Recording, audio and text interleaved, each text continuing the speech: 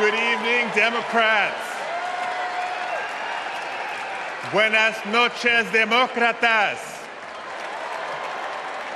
My name is Alex Padilla, and I am so proud to represent the great state of California in the United States Senate.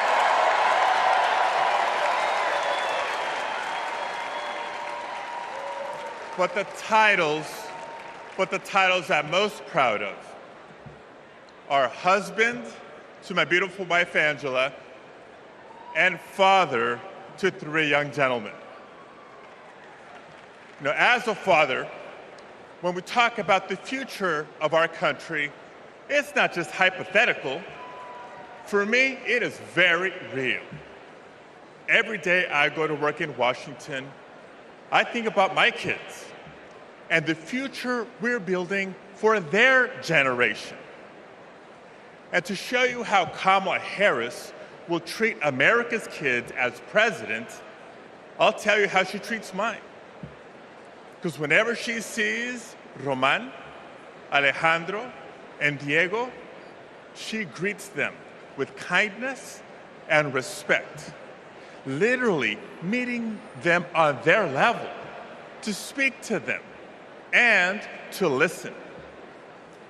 And every fight that Kamala and I have taken on together has been about making life better for this generation and the next. As a state senator, I stood with then Attorney General Harris as she took on the big banks to keep kids and their families in their homes. As California's Secretary of State, I knew her as a fearless United States Senator and my partner in defending our sacred right to vote. That's right. And when Kamala became vice president, I was honored to fill her seat. But I knew that I had some big Chuck Taylors to fill. But I was proud to carry on legislation that she championed to protect workers, to safeguard public lands, to provide kids with more access to quality education. You see, Kamala and I believe that all of our kids deserve a shot at the American dream. It's the American dream, after all, that brought my parents to the United States decades ago. Es cierto. Mis padres, Santos y Guadalupe Padilla, vinieron a los Estados Unidos en busca del sueño americano. But today, we know that the dream is out of reach for far too many families. So my question for all of you tonight is this. This November, who's ready to defend the dream? ¿Quién está listo a defender el sueño americano? Tim Walz is ready to defend the dream. Kamala Harris will defend the dream. And between now and Election Day, each of us must defend the dream too, by working to elect them as Vice President and President of the United States of America.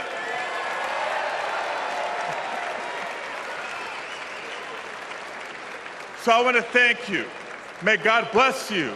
Now let's go win this thing.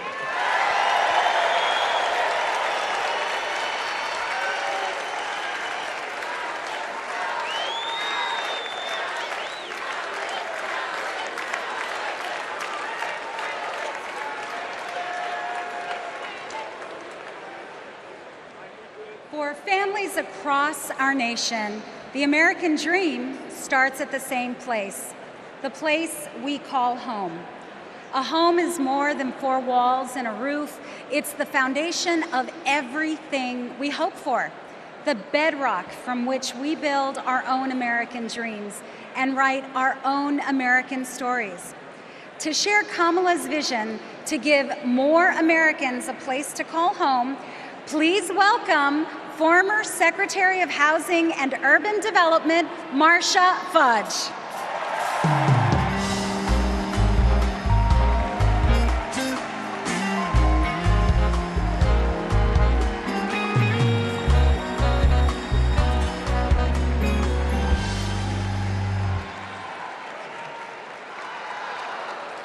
OH.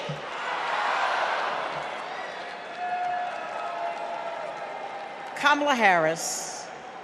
Kamala Harris has fought to protect homeowners and renters her entire career.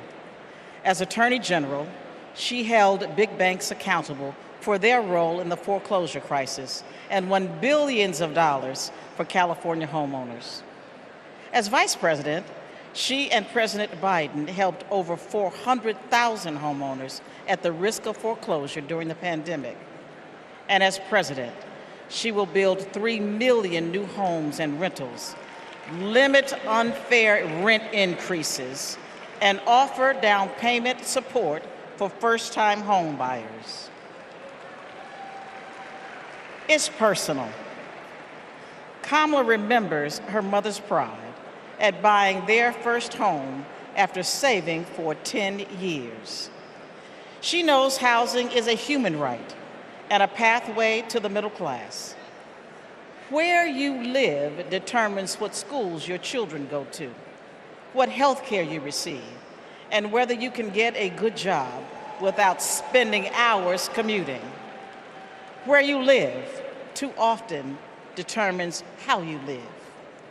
Donald Trump has no idea how housing works for everyday Americans.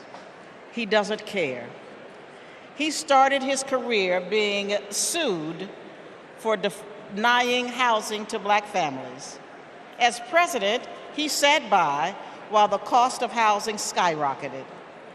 Now, we can hand the keys to our housing policy back to a negligent landlord, or we can elect a president who believes in safe, affordable housing for all.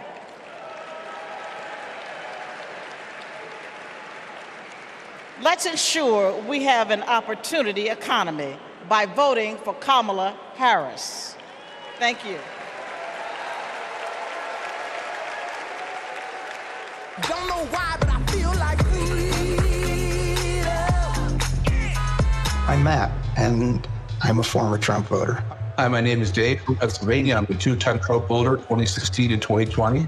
I voted for Trump before, but I'm not going to do that again. I think his agenda has really been awful for America. He doesn't care about ordinary people. He's never been one, never known any.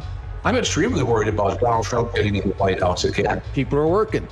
All these people who weren't working under the Trump administration, they now have jobs. One thing I like about Kamala Harris is she talks about the issues. She talks about the economy. She talks about women's rights. I'm going to vote for Kamala Harris.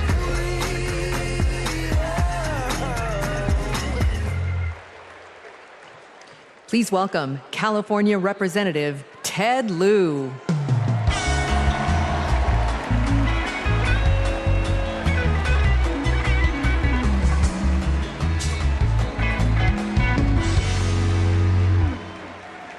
As a computer science major, I am so impressed with how large this AI-generated crowd looks tonight. I first got to know Kamala Harris during the Great Recession when I was a California state legislator. Millions of hardworking families were facing foreclosure. My constituents told me stories about predatory and unfair loan terms, and about how hard they were fighting to keep the homes that they loved. Thankfully, they had someone fighting just as hard for them, Attorney General Kamala Harris. She led an investigation of the mortgage industry to root out fraud. She helped pass the Homeowners Bill of Rights, and she held the big banks accountable, bringing back $20 billion to homeowners. Since those days, I've seen her continue to fight for affordable housing as vice president. And as president, she's going to cut red tape so we can build more houses, help new homeowners afford a down payment, and take on corporations that unfairly hike up rent. Kamala Harris fights for affordable housing because she gets it. You know, when her mom was raising 2 girls, she did what so many parents do. work early hours and work late nights, pay the bills, and put on a brave face so her girls did not know how hard it really was. It shouldn't be this hard in America, and President Kamala Harris will make sure it's not. She'll fight to lower housing costs so that everyone, everywhere, can find a place to call home.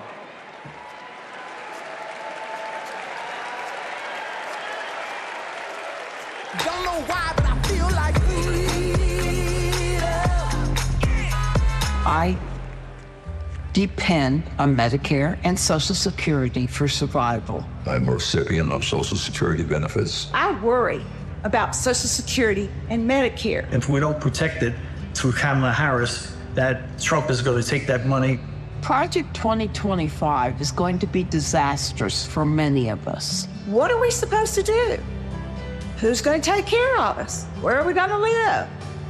I don't know, but I know I'm voting Democrat. I'm supporting Vice President Harris because she will protect my Social Security and that of all others.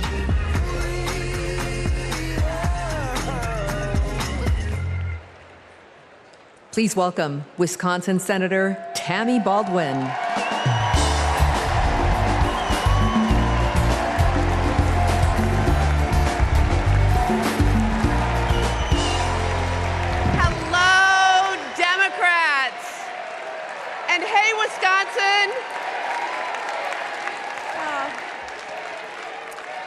Tonight, I want to talk about family.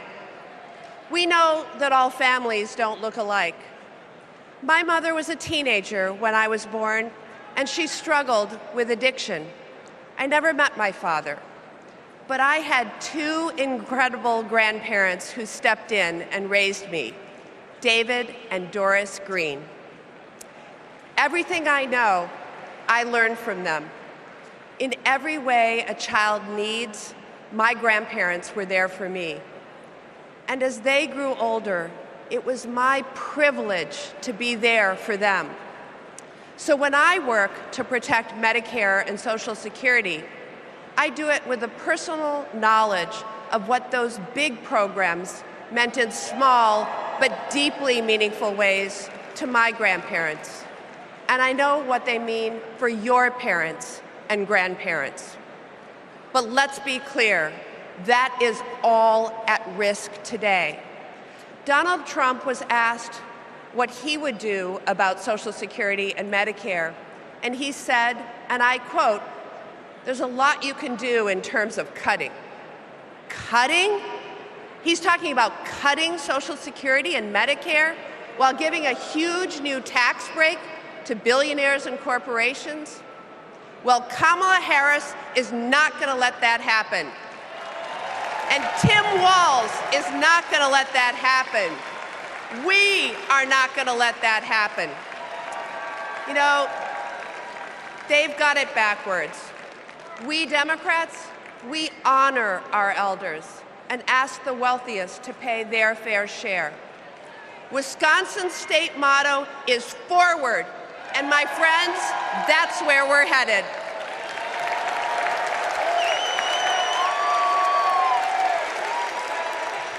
Please welcome Massachusetts Representative Katherine Clark.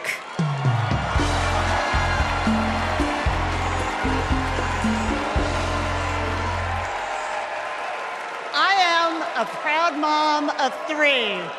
And when my kids were young, I sat down with my husband to go over our bills.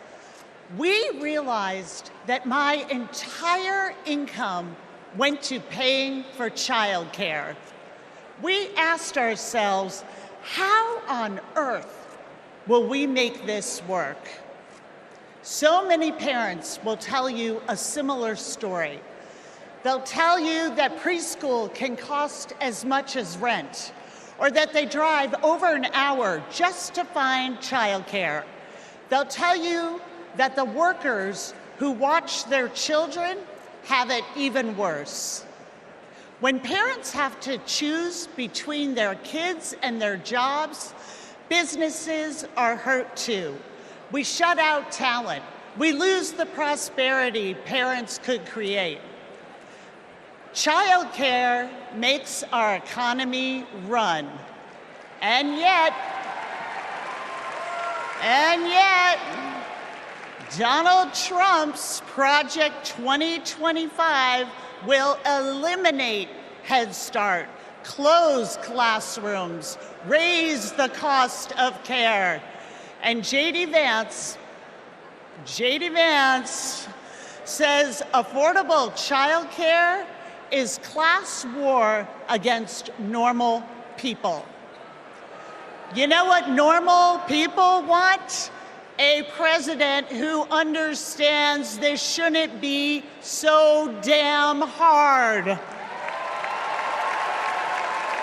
That's Kamala Harris. She's seen this firsthand. You've all heard Kamala talk about her mother. She was both a brilliant scientist and a devoted mom.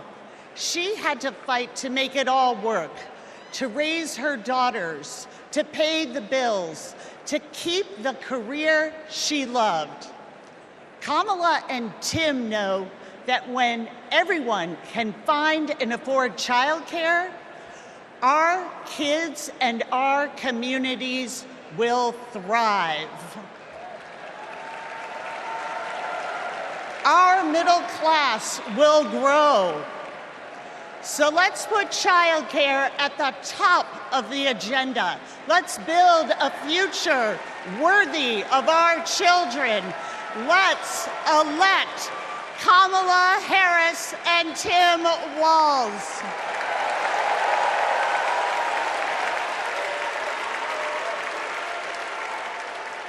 Please welcome Colorado Representative Joe Neguse.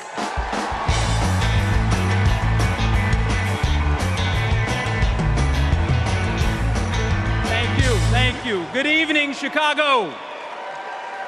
My name is Joe Neguse, and I represent the great state of Colorado in the U.S. Congress.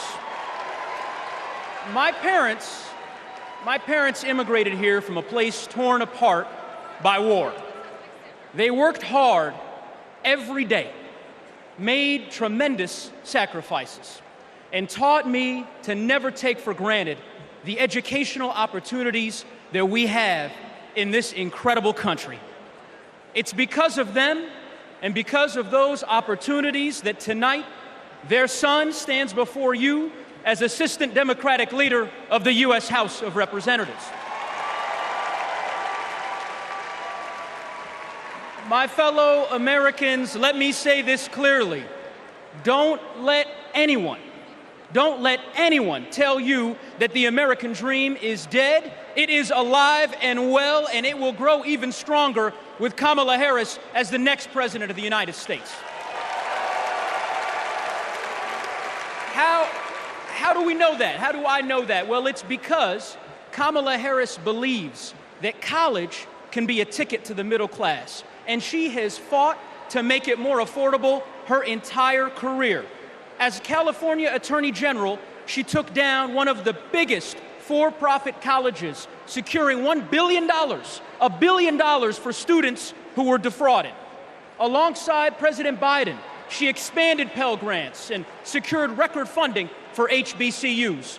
And Kamala Harris made public service loan relief a reality for teachers and first responders and firefighters and nurses and countless others across our land. Vice President Harris delivered before, and she will do it again. As president, she will build a brighter future, a more affordable future, a future where going to college doesn't break the bank, a future where my 5-year-old daughter, Natalie, who's watching us back home in Colorado right now, a future where she can live her dreams. So those are the stakes. Let's make it happen, America. Let's make history, America. Let's elect Kamala Harris, the 47th President of the United States. Thanks so much. God bless. Thank you.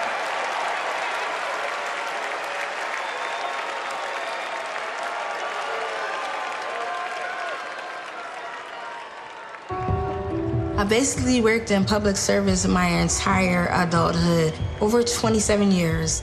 Seeing my mom work in the public service sector, it was actually inspiring me, and I'm like, she gives more to the community than she is for her own self. As a single mother, I knew I wanted my daughters to have a better life than I did. So I said, you know, going to school will help me. I would see her move like the bills to the side, but I know she was mounting. I know she was drowning in student loan debt. Then eventually my loans got to $800 a month. I paid it. I did what I was supposed to do. But I was like, oh my God, I'm gonna be in debt until the day I die. When the Biden-Harris administration first announced the public service loan forgiveness, and I'm rushing to my mom, like, apply for this, apply for this. I'm sitting at my desk, opening up my mail. It says, thank you, Kelly, for public service. Your loans now have been forgiven. Took a deep breath, and I screamed. I had to pinch myself. I had to see if this was really happening. Seeing my mom finish her higher education was life-changing.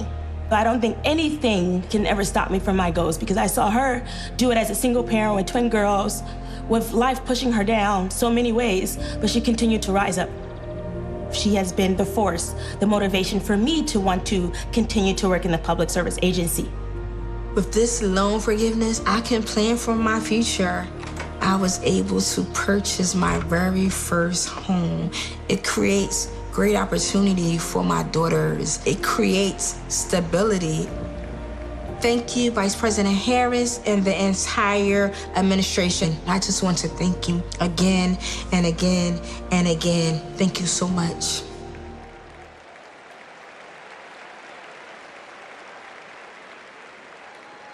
Our party's not over, Chicago! Let me see you just rock with me once. This shit, that ice cold. Michelle fight for that white gold. This one for them hood girls, them good girls, straight masterpiece. Styling, wildin', living it up in the city. Got Chuck's on with Saint Laurent. Gotta kiss myself, I'm so pretty. I'm too what? I'm too hot. Call the police and the fireman. I'm too hot. Make a dragon wanna retire, man. I'm too hot. Say my name, you know who I am. I'm too hot. And my band bout that. Everybody just clap. Girls hit you, hallelujah. Girls hit you, hallelujah. Girls hit you, hallelujah. Cause Uptown Funk don't give it to you. Cause Uptown Funk don't give it to you. Cause Uptown All right, Chicago. Let me see you just. Let me see you just. Don't believe me, just rock. Come on.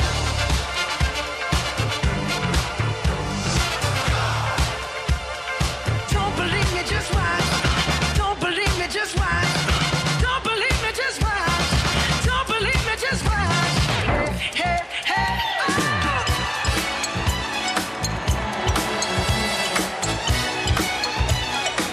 hey. Anybody here ready to have a great time with me tonight? Let me hear you make some noise. I'm DJ Metro from Chicago. Let's go.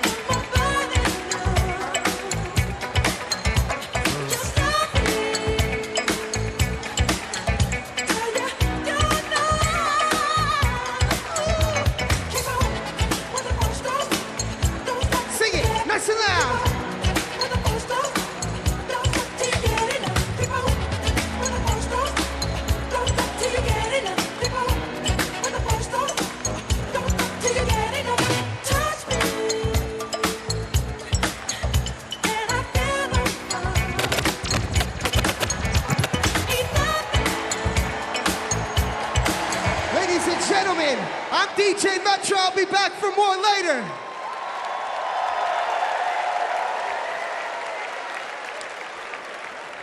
Please welcome Durham, North Carolina Mayor Leonardo Williams.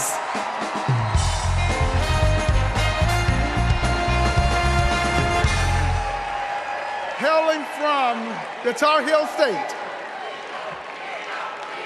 home of Duke University and North Carolina Central University, I am Mayor Leonardo Williams from Durham, North Carolina. You know, several years ago, my wife Zweli and I started cooking for our community. We drove to schools, doctors' offices, just to give out a few samples. And eventually our friends asked, "Where's the restaurant, y'all?" But you know, it takes capital. It takes capital to chase a dream. And during the Trump administration, they did not make it easy. Not for folks like us. So what I thought was, I guess not everybody can have a multi-million-dollar loan from their father. So I'll tell you what we did. We emptied our savings, and in 2008, we launched Zweli's Kitchen, America's first Zimbabwean restaurant. And the Biden-Harris administration helped make that a reality. They helped make that dream come true for entrepreneurs like us. Now, thanks to small business grants and all of the help that we received from them, we now have 3 locations. And we employ nearly 30 employees with a living wage. But we are not alone. Under Joe Biden and Kamala Harris, more than 500,000 business applications have been filed in North Carolina. Kamala Harris is fighting to create an opportunity economy that can break down barriers for entrepreneurs like us. And as president, she will support risk takers and problem solvers who want to just do their part and claim their piece of the American dream. And also, I want to thank Maya from Nevada, who has served her famous dumplings for the past 3 years and opened new locations thanks to the historic support for small businesses. And Robert, I want to thank you from Minnesota. Robert owns a solar business, heated up once by Joe Biden and Kamala Harris. They passed the Inflation Reduction Act. And Paul from Arizona. Paul, who's a commercial cleaning company, landed huge contracts thanks to the Biden-Harris manufacturing boom. So Kamala Harris knows. She knows entrepreneurs like these. She knows that we are the backbone of our community. And when they succeed, we all succeed. Let's win this. Thank you.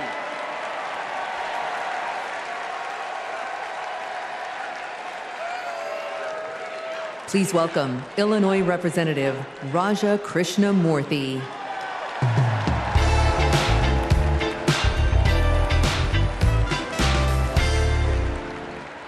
America Against America. It's the title of a book by one of China's highest-ranking leaders, and it's how they think they'll win. They know the only way they'll beat America is if we beat ourselves. In Congress, my job is to study China's economy. And mark my words, they want to see Donald Trump across the bargaining table, because he'll start endless trade wars that raise prices for Americans, because he'll cut programs that train workers in America. But most of all, Trump will pit American against American. And that's what China wants, for us to fight amongst ourselves, because that's how we lose. But we're not going back. What does Kamala Harris tell us? When we fight, we win. Because Kamala Harris knows how we fight best, not American against American. She knows that when we fight as one country, we win. When we fight as one team, we win. Which is why when Kamala Harris wins in November, we win. Thank you so much.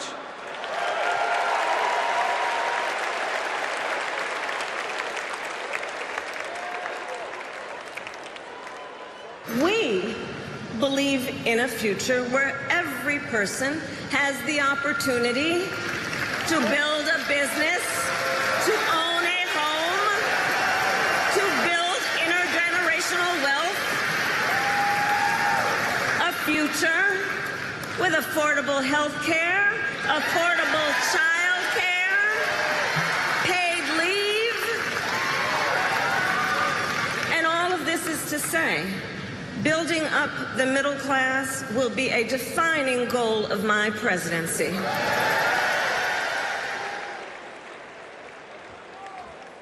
Please welcome Pennsylvania Senator Bob Casey.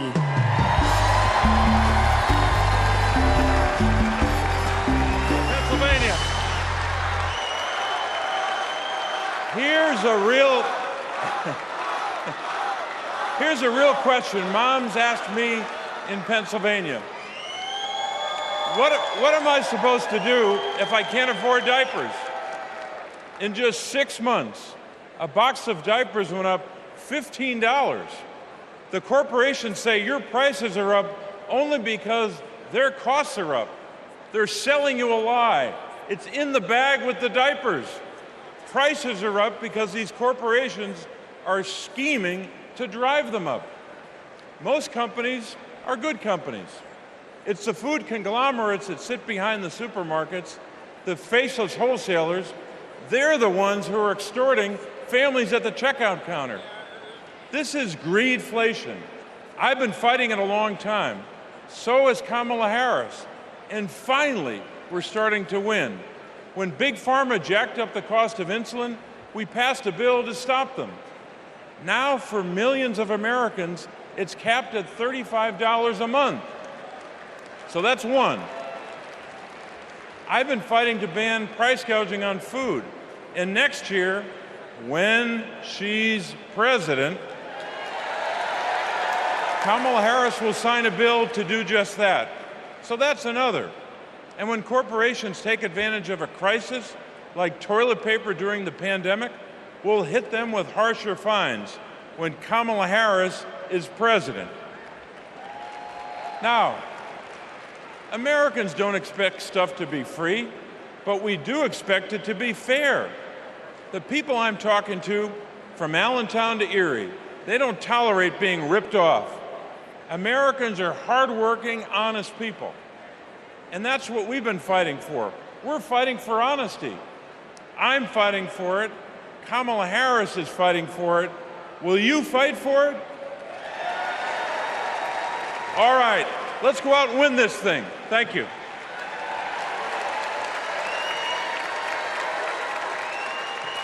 Please welcome Massachusetts Senator Elizabeth Warren.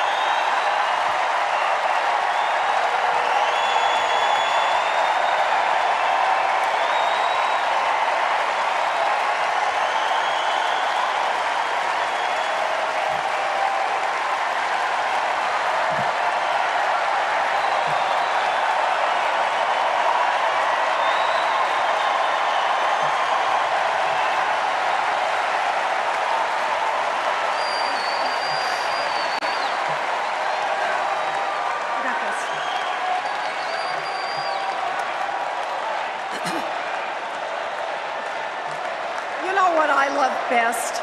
about Kamala Harris. Kamala Harris can't be bought, and she can't be bossed around.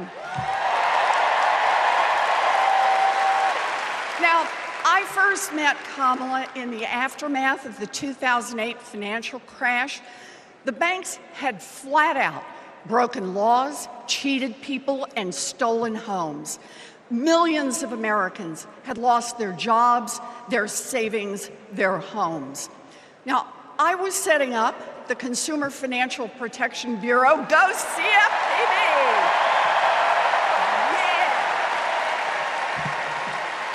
Kamala was protecting families as California's Attorney General. You bet. And Donald was scamming students at Trump University and trying to make money off people losing their homes. Kamala Harris stepped up. She enforced the law. She fought the giant banks, and she delivered billions of dollars of help for families.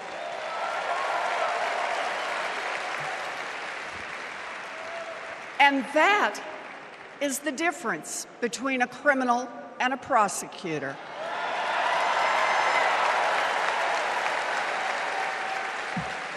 You know what else I love about Kamala? She gets it. We need to make life more affordable for working people. Yeah. Donald Trump, the felon, has no plans to lower costs for families. He doesn't know how, and basically, he doesn't really care. When did he ever fill up a gas tank or worry about a grocery bill? The only bills he worries about are from his criminal defense lawyers.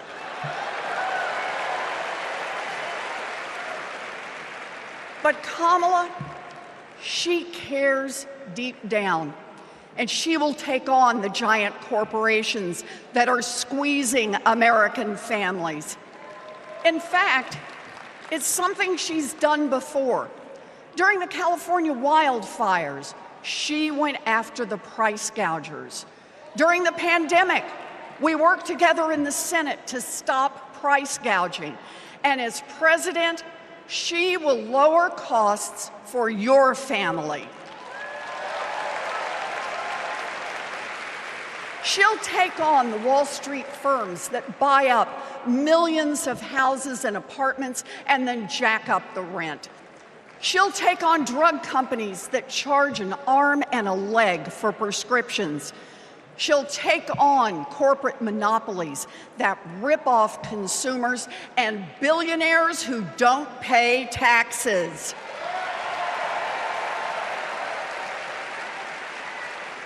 And she'll take on right-wing extremists who think they should decide who has access to abortion or IVF.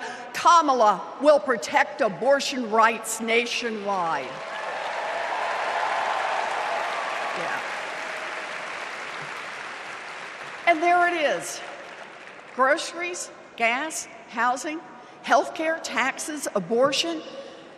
Trust Donald Trump and J.D. Vance to look out for your family? Shoot, I wouldn't let those guys, I wouldn't trust them to move my couch.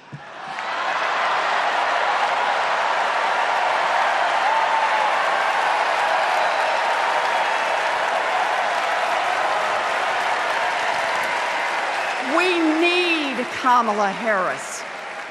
This election is about your family and your future. I've seen Kamala Harris fight. I've seen her win. And when it comes to our families and our futures, Kamala Harris is someone we can trust. So here it is, with joy in our hearts. Let's elect Kamala Harris the next President of the United States.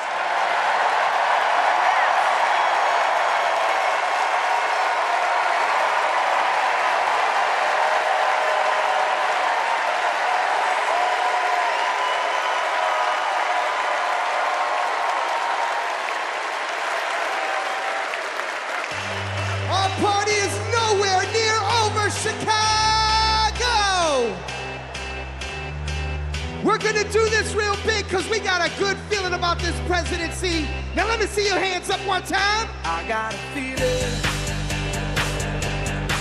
that tonight's gonna be a good night. That tonight's gonna be a good night.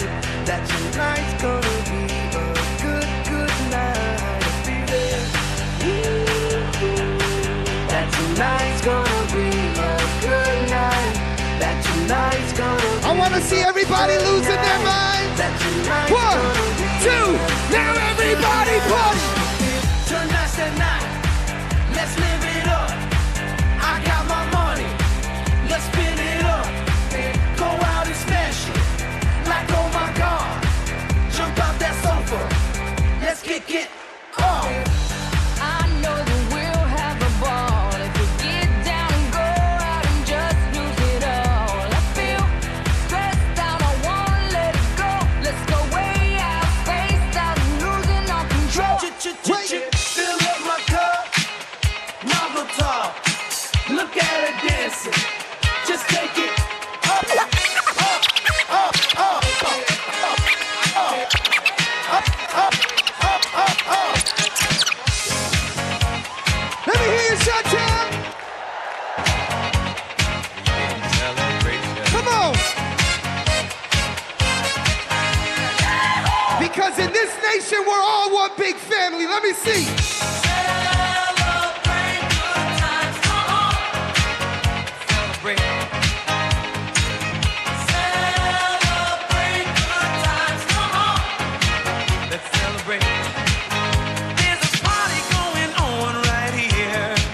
A celebration to last throughout the years. So bring your good times and your laughter too. We gon' celebrate your party with you. Come on now. Celebration. Let's all celebrate and have a good time. Celebration. We gon' celebrate and have a good time. It's time to come together. It's up to you. What's your pleasure? Everyone around the world. Come on. Ladies and gentlemen, I'll see you guys in just a little while. Thank you.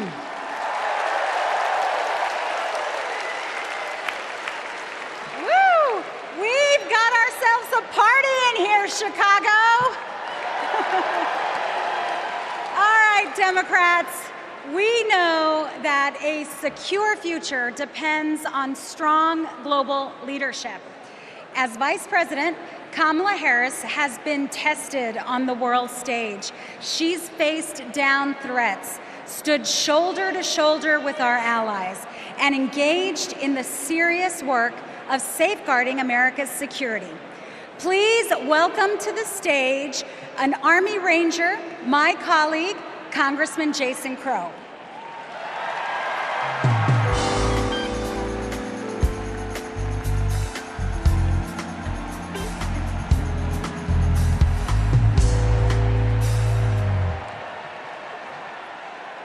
Before serving in Congress, I was a paratrooper and an Army Ranger.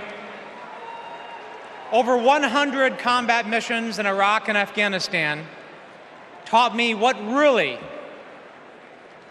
makes America strong and secure. You see, it's not tough talk, it's not chest thumping, because in war, talk is cheap. And trust me, I know a couch commando when I see one.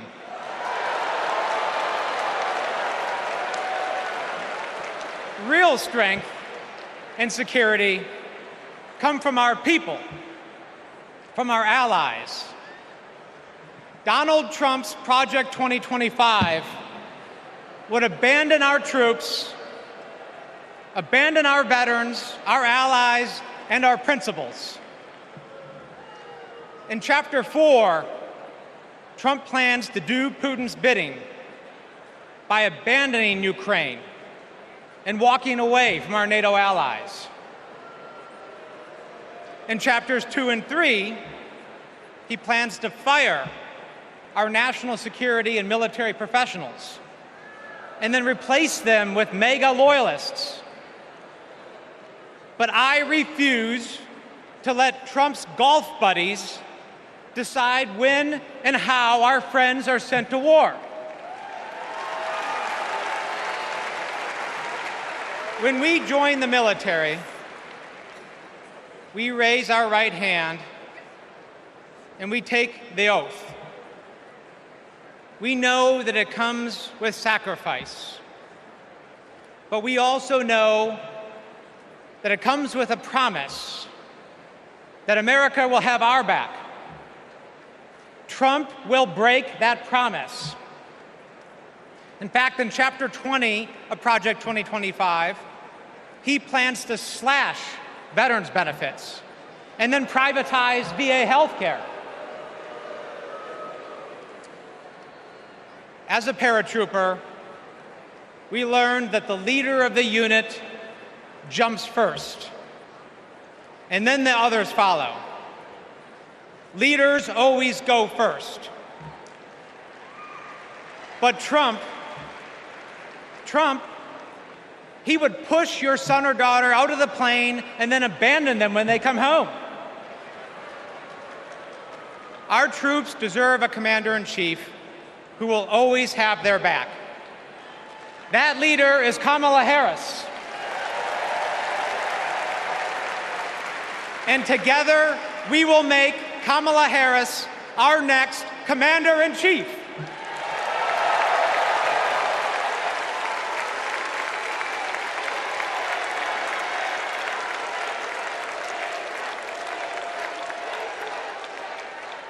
President Joe Biden and I, along with our entire country, are grateful, deeply grateful to each and every one of you for your service and for your excellence. The United States military, without any question, is the strongest and best fighting force the world has ever seen. And that is because of you, each one of you. Please welcome Michigan Representative Elissa Slotkin.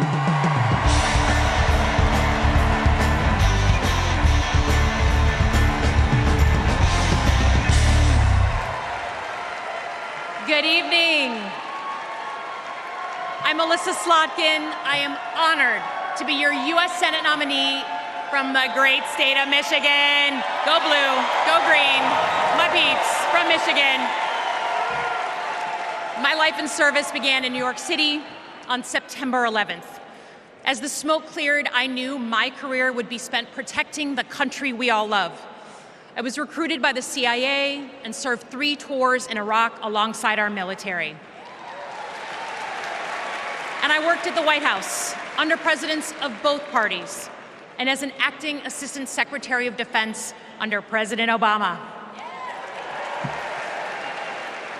I want to talk tonight about national security because the choice in November is stark. America retreating from the world or leading the world. Trump wants to take us backwards. He admires dictators a lot.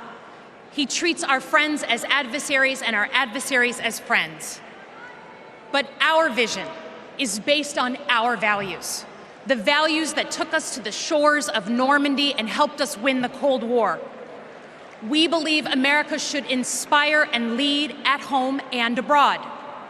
We recognize that it's not just about having a strong military, but about tackling global challenges like AI and climate change together. And guess what? That takes friends. You gotta have friends to do that. Vice President Harris understands our strength abroad is inextricably linked to our strength here at home. Our schools, a strong middle class, and the health of our democracy. So, for everyone here and everyone watching, I want you to proudly claim your patriotism. You are here because you love your country. Do not give an inch to pretenders who wrap themselves in the flag, but spit in the face of freedoms it represents.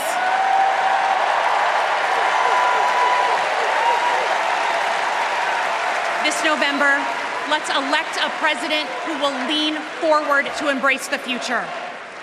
Because America doesn't follow. We do not retreat. We are the damn United States of America. We lead.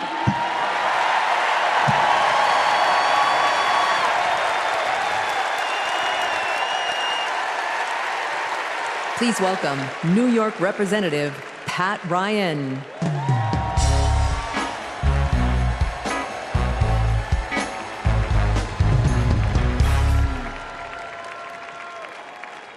Among the Americans I proudly represent in Congress are the 4,400 cadets at West Point, my alma mater.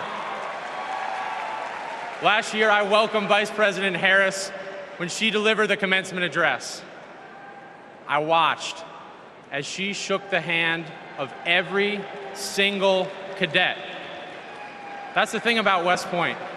The day you take the oath to defend our country, you get to look the person in the eye who may one day, God forbid, send you to war and take their measure. And every time, Kamala Harris looked back with respect, with reverence. That day, I saw our next Commander-in-Chief. At West Point, you learn the honor code. A cadet will not lie, cheat, steal, or tolerate those who do. Well, there's a candidate who has violated every word in that code. A serial liar, cheater, thief, who looked soldiers in the eye, then turned around and called fallen heroes suckers and losers, who insulted Medal of Honor recipients just last week. I tell you what I think of Donald Trump. They told me I can't say that word on TV. I'm going to use an Army term, FUBAR. If you don't know FUBAR, Google it. These last few weeks have felt like a new day in America, when we are waking up, rising up as patriots to demand our next president be someone who not only treats our veterans with respect, but everyone with respect, with dignity, with decency, with the truth. Someone like Kamala Harris, our next Commander-in-Chief.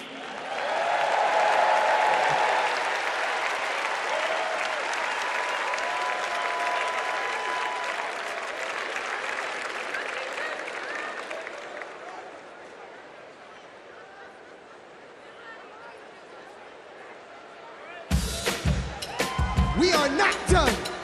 I'm trying to tell you guys that I want to see you up off your seats, dancing and moving around. Get excited with me and say, I say I'm too late.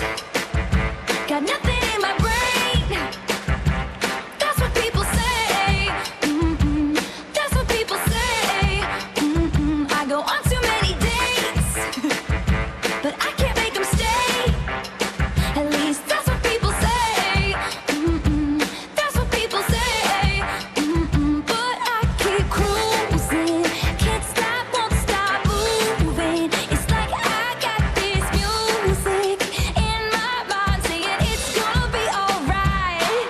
'Cause the players gonna play, play, play, play, play. And the haters gonna hate, hate, hate, hate, hate, baby. I'm just gonna shake, shake, shake, shake, shake. Shake it off, shake it off. Heartbreakers gonna break, break, break, break, break. And the fakers gonna fake, fake, fake, fake, fake, baby. I'm just gonna shake, shake, shake, shake, shake. Wait. Shake it off, shake it off. Hold on. Come and move that in my direction. So thankful for that. Representando para mi latino aquí conmigo esta noche. Oh, you are my sunrise on the darkest day. got me feeling some kind of way. Make me wanna savor every moment slowly, Hold on. slowly. Despacito, quiero respirar tu cuello despacito. Deja que te diga cosas al oído, para que te acuerdes si no estás conmigo. Despacito, quiero desnudarte a besos despacito. Firmo las paredes de tu laberinto y hacer de tu cuerpo todo un manuscrito. Quiero ver bailar tu pelo, quiero ser tu ritmo. Que le enseñes a mi boca tus lugares favoritos. Favorito, baby. Ladies and gentlemen, one more time, I'm DJ Metro, and I'll be back.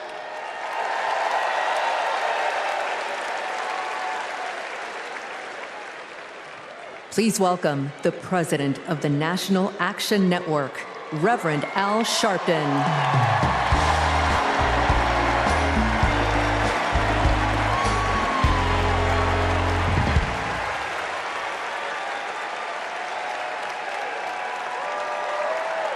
Thank you. Thank you. Thank you. Good evening. I stand before you as the president of National Action Network. We do not endorse candidates, but we report where candidates stand on criminal justice, economic empowerment, health equity, and other issues. On one side of this race is Donald Trump, a fellow New Yorker I've known for 40 years. Only once in that time, did he take a position on racial issues. He spent a small fortune on full-page ads calling for the execution of 5 innocent young teenagers. Well, I'm gonna bring them out in a minute, and you'll hear from them tonight. Because they were not executed, they're here to continue to fight.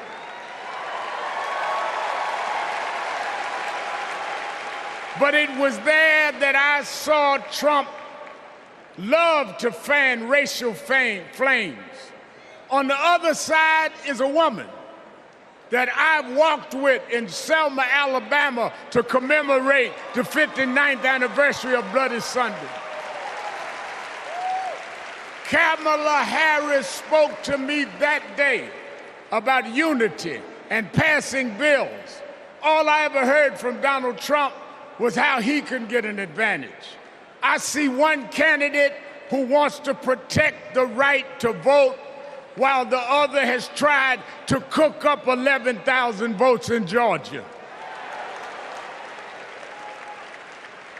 I see a candidate who, with Joe Biden, brought leaders to the White House to confront violent hatred, running against a man who said neo-Nazis in Charlottesville were fine people.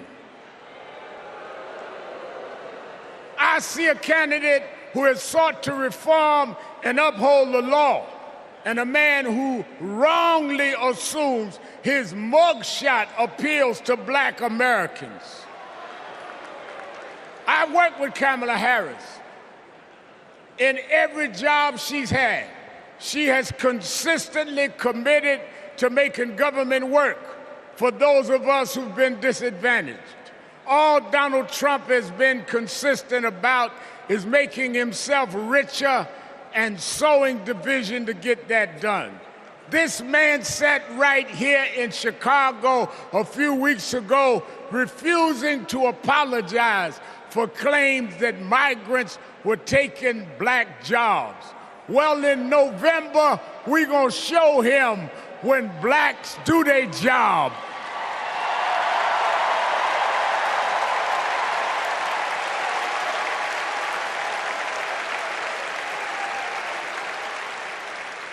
And we are going to join with whites and browns and Asians, and we're going to do a job on those that have done a job on us.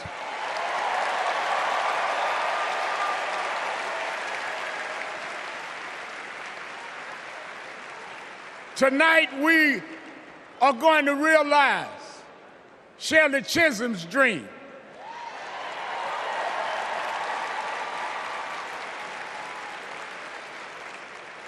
52 years ago, I was one of the youth directors in her campaign for president. And 52 years after she was told to sit down, I know she's watching us tonight as a black woman stands up to accept the nomination for President of the United States.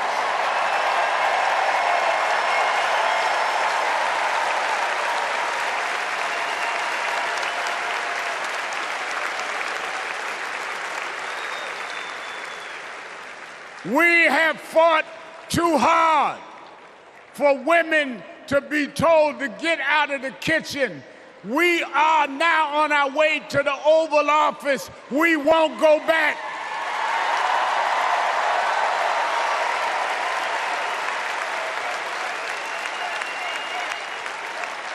We fought hard.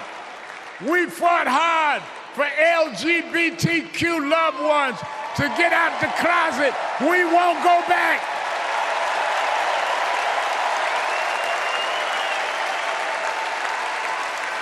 We fought hard for the right to choose, the right to education. We suffered and died and bled, went to jail to get the right to vote. We won't go back.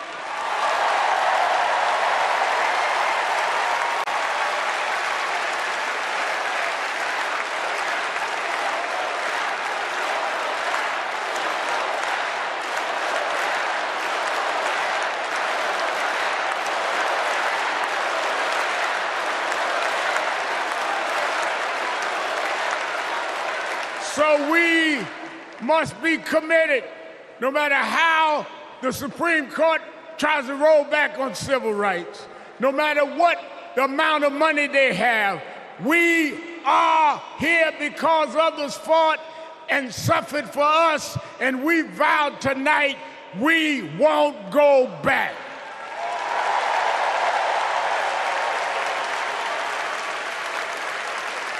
This November, we will go forward to fulfill the promise of a just and fair nation. And let me say, as we transition, I'm a preacher. And in Psalms it says, weeping may endure for a night, but joy comes in the morning. We've endured January 6th. We've endured conspiracy theories. We've endured lies and areas of darkness, but if we stay together, black, white, Latina, Asian, Indian American, if we stay together, joy, joy, joy, joy coming in the morning.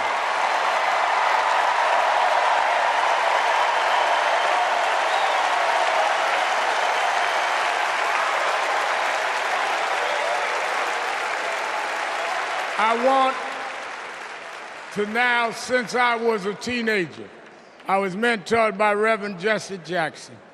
And Reverend Jackson taught us to fight for what's right. And now I want to bring out some young men that I fought for. I referred to them then, they were known as the Central Park Five.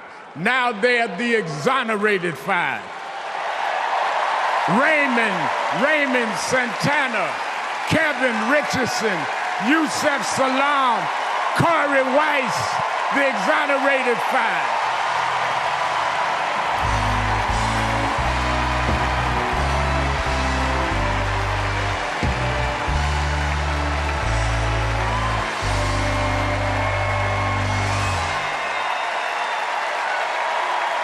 We won't go back.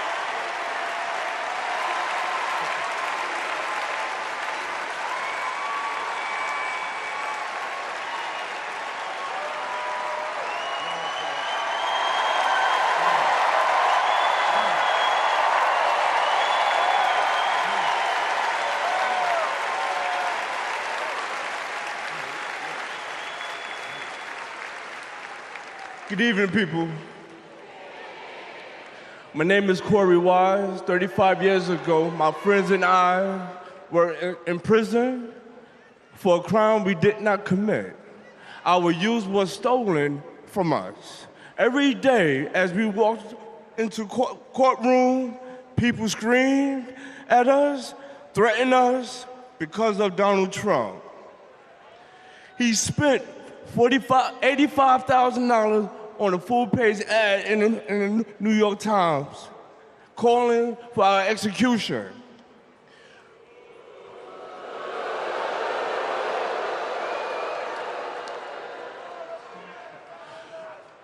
We were innocent kids, but we served a total of 41 years in prison. Reverend Al Sharpton stood with us. Now, I'm proud to stand with him today.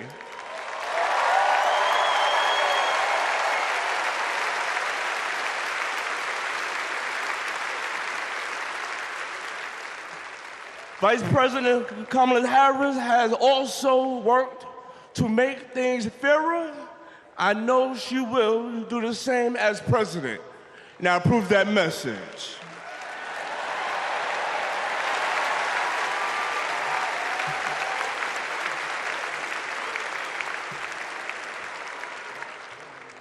I love these guys.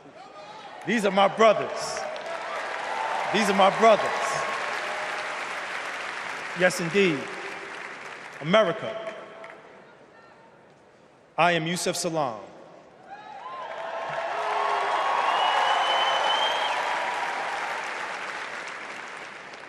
A New York City councilman representing my hometown of Harlem. That's right.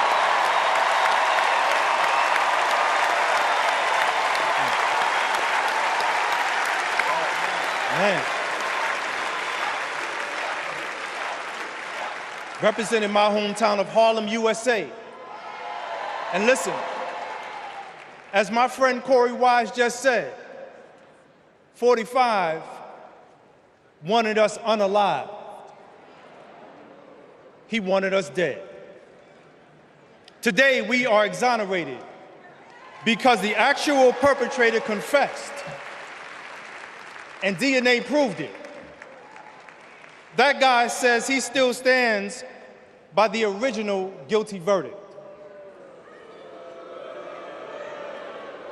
He dismisses the scientific evidence rather than admit he was wrong.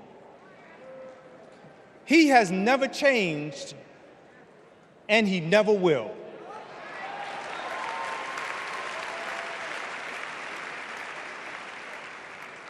That man thinks that hate is the animating force in America. It is not. We have the constitutional right to vote. In fact, it is a human right. So let us use it. I want you to walk with us.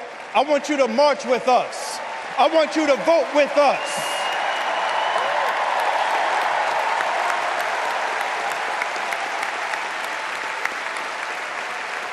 And together, and let me tell you, this is going to be so beautiful.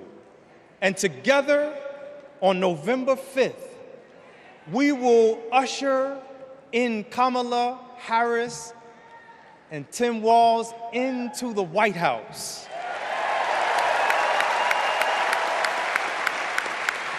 So I want to do this. When I say when they, I want you to say, see us. When they, see us. When they, see us.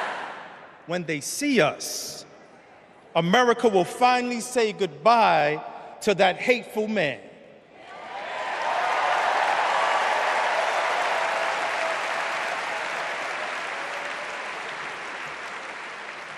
We will say what I have said after 7 long years of wrongful incarceration. Free at last. Free at last. Free at last. Thank God Almighty, we are free at last. God bless you, and God bless the United States of America.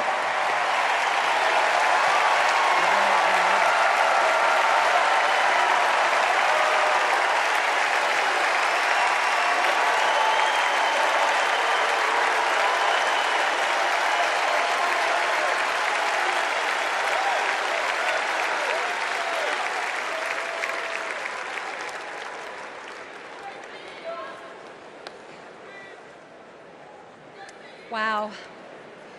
Our country is built on justice, and people's lives, as we just heard, can be harmed when we fail to do justice. But Kamala Harris fights to do justice. No one knows that better than the prosecutors who fought alongside her. These are their stories.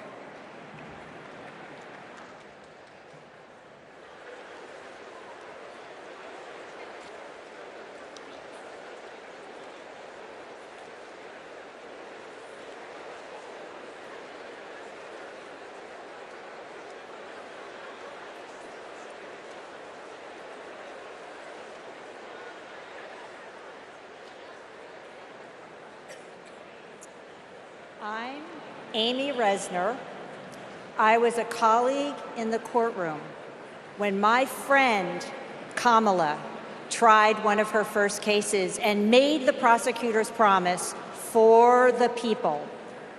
For Kamala, practicing law was always about protecting the vulnerable and giving the victims a voice. Women who were sexually assaulted, children who were mistreated and sexually abused. She helped them navigate their nightmares and demand justice for their injuries. And she did it all with grit and grace, intelligence and heart. She was a remarkable prosecutor, and she will be a remarkable president. Survivors of sexual assault struggle to be heard over the cacophony of voices demeaning, discrediting, and vilifying them. When powerful offenders are allowed to manipulate public opinion by attacking their victims' credibility, all victims suffer. Those words are from the 2021 amicus brief filed by RAINN, the nation's largest anti-sexual violence organization, in the case of E. Jean Carroll versus Donald J. Trump. As a legislator and lifelong advocate against sexual violence, I urge all of us to stand together to support survivors, believe them, and hold perpetrators accountable.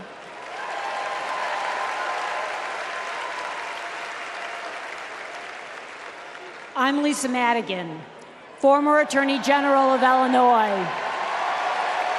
I worked with Kamala Harris during the Great Recession to protect homeowners from foreclosure. As Attorney General of California, Kamala met thousands of people on the verge of losing their homes and their faith in the American dream. She demanded big banks provide mortgage relief to allow families to stay in their homes. She stood her ground, and together, we prevailed. For as long as I have known her, Kamala Harris has always taken principled positions and never wavered. Thanks to Kamala's determination, countless Americans have a home they can call their own.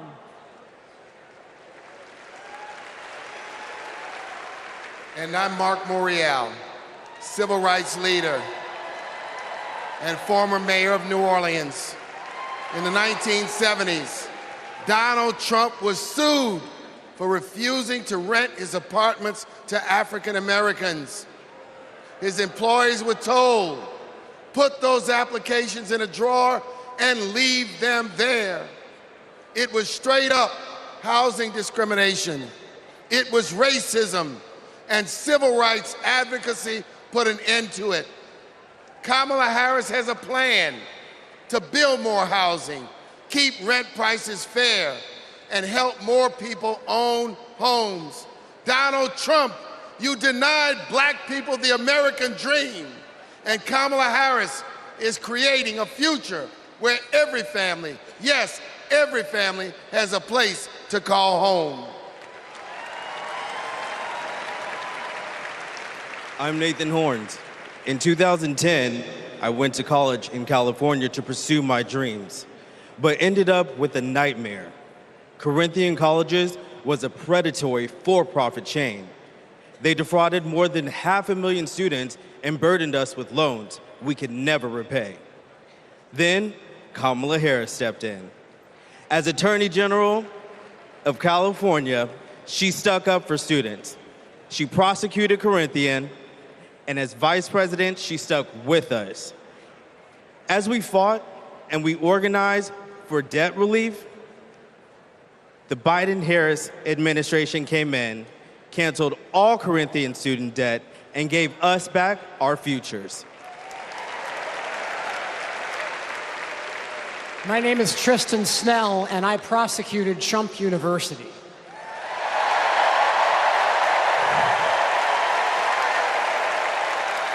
I interviewed over 100 victims of Trump's fraud, a retired police sergeant, an Iraq veteran with PTSD, a mother caring for her son with special needs.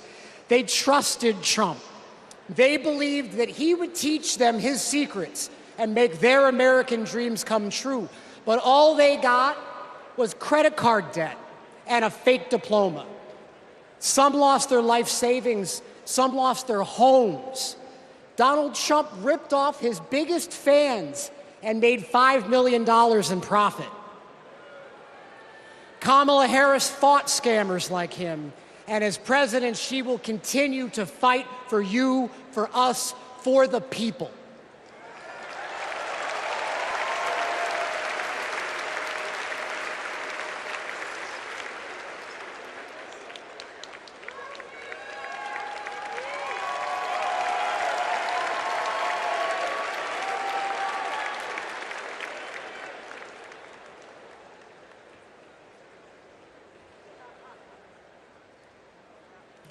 Please welcome Massachusetts Governor Maura Healey.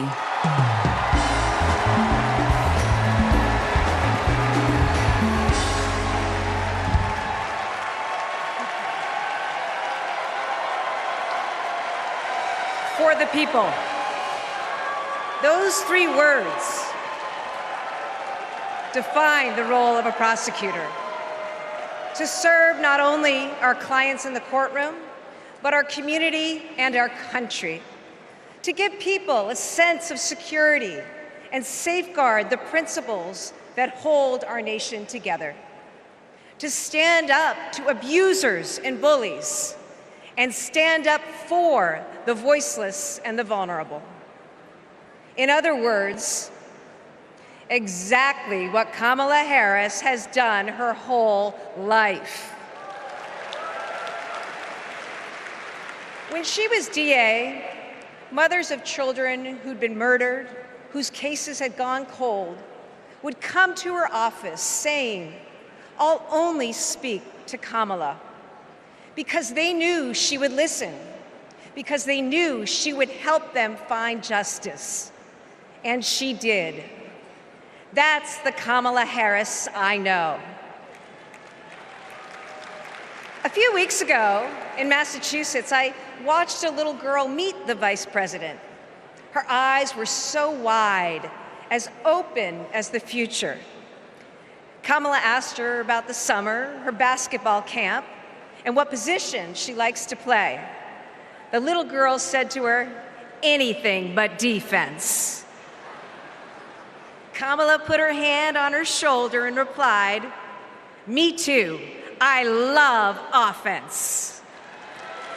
That's what it means to be for the people. Kamala Harris fights for all Americans. She stays on offense and she wins. And I know that she'll fight with the same passion, the same determination as President of the United States.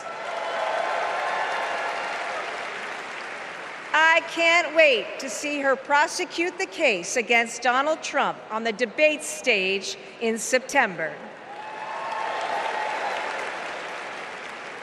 We face a stark choice in this election: a felon and con man, or a dedicated prosecutor. The contrast between Donald Trump and Kamala Harris is clear. He obstructs justice. She upholds it. He swindles people. She serves them. He thinks he's above the law. She actually understands the law.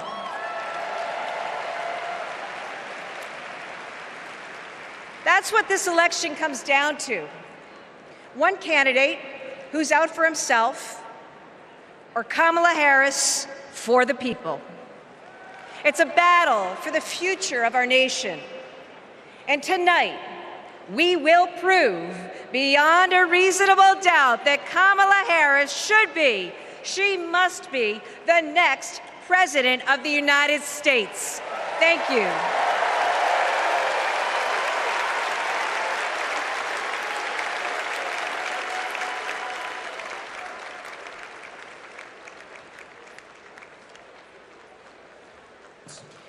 Please welcome survivor and advocate Courtney Baldwin.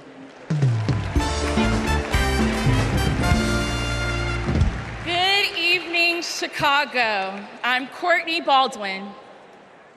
In 2013, I was sold for sex in cities across California by a trafficker who controlled every aspect of my life. During those dark moments, I held on to hope that one day I'd be seen as more than a victim, that I could pursue my dreams, and that my trafficker will be held justice. I didn't know it yet, but waiting for me on the other side were people who were fighting for survivors. One of them was Kamala Harris. As California's Attorney General, she fought Backpage.com, the website that let me and thousands of others be bought and sold. She filed criminal charges against its owner that shut down the website for good. No one has ever done that. Vice President Harris is fearless, compassionate, and she still gives me hope. She's protected people like me her whole life, and I know she'll fight for us all as president. Thank you.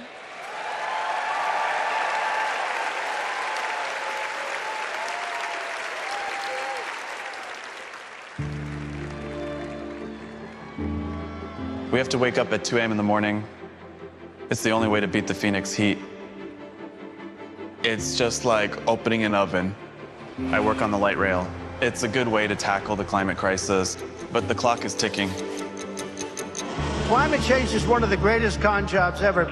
All of this with the global warming and that, a lot of it's a hoax. It's a hoax. Hurricane Beryl is the earliest Category 5 on record. Climate change isn't a hoax, and it's not happening in the future. It's happening right here, right now. Here in Phoenix, the most consecutive 110-plus degree days in a row. Trump is pouring gasoline on the fire. He proceeded to solicit $1 billion from the fossil fuel companies because if elected, he would roll back environmental rules and repeal regulations. Trump's Project 2025 agenda gives tax breaks to big oil and completely tramples the middle class. Trump would gut clean energy jobs like mine. This work gives us security and economic freedom. Trump would rip that away. Kamala Harris sees the future differently. She's a clean energy champion. She took on big oil that gouged Americans. Harris was the deciding vote that passed Democrats' epic clean energy investments. Kamala will fight for climate and clean energy policies that protect our health and hold big polluters accountable. The clock is not just ticking, it is banging. And that is why President Biden and I made the largest climate investment in America's history. We are not going back. I was raised to care for my community. That means jobs for my guys and a clean energy future.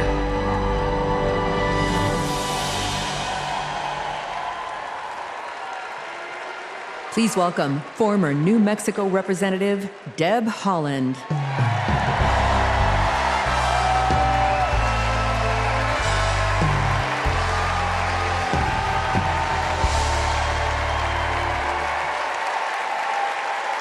Thank you. Thank you. Thank you. Thank you. Thank you. Thank you.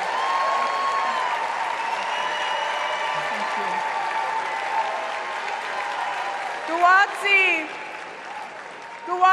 Halpa, Duhinamet Etsaktuitsa Shuimi Hanu. In my Keres language, greetings, friends and family. My name is Kresh Turquoise, and I'm from the Turquoise clan.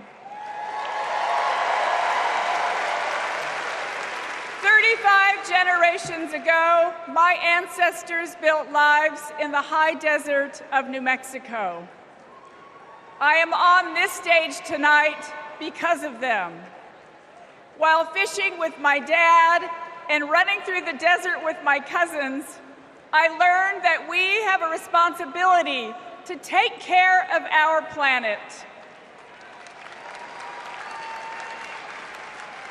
Donald Trump never learned that lesson. He called the climate crisis a hoax. He made it easier for big companies to poison our air and water. An American president must lead the world in tackling climate change. We need a president who understands that assignment. That's Kamala Harris.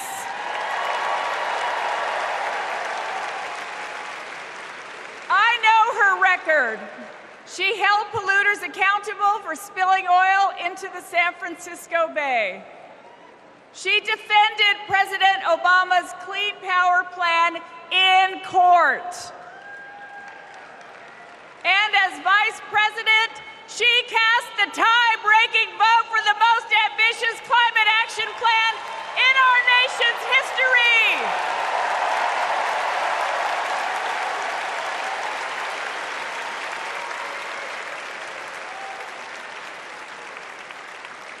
Kamala Harris and Tim Walz will fight for a future where we all have clean air, clean water, and healthy communities.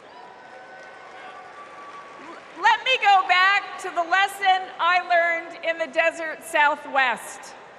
We all have a role in protecting our Earth for future generations.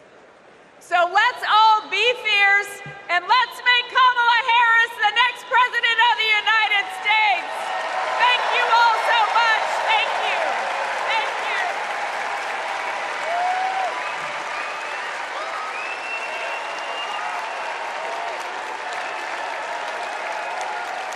you. It's an election year, and both parties are battling to prove that they stand with workers. But sometimes, workers don't get the invite. Do you know where the auto workers are? I haven't seen anybody from the UAW. Nobody from the UAW?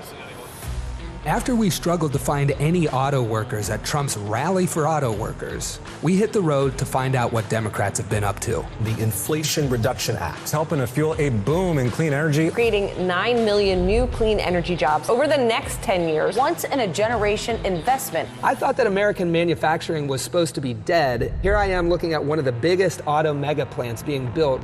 We talked to workers in rural Tennessee who joined a union for the first time to build one of the largest battery plants in the country. We have 20-year-old people thinking about their future. We never did that. I got things now that I never thought I could have. Generational wealth, I'm working on that. Medical, dental, vision, pension, something to fall back on when it's all over with. We went to Vegas, where union workers are building America's first high-speed rail.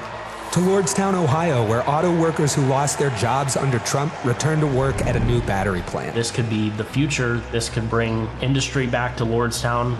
We saw it in its heyday, and here we are. We have the opportunity to make the battery. And Milwaukee, where workers are replacing every lead pipe in the city. It helps with the struggle. You don't have to struggle with 2, 3 jobs. You know, you can maintain with 1 job. This is my own neighborhood. This is your old neighborhood? Yes. Makes me feel good because I'm giving back something. It's easy for stories like these to get drowned out by fake worker rallies at non-union plants. Does anybody know that there's a Donald Trump event just an hour away from here? Yes? No? No. Was anybody invited to it? But over the last 4 years, only one party has invested trillions in clean energy, bringing back manufacturing and rebuilding infrastructure, putting workers at the center of it all. And this is just the start. Please welcome John Russell.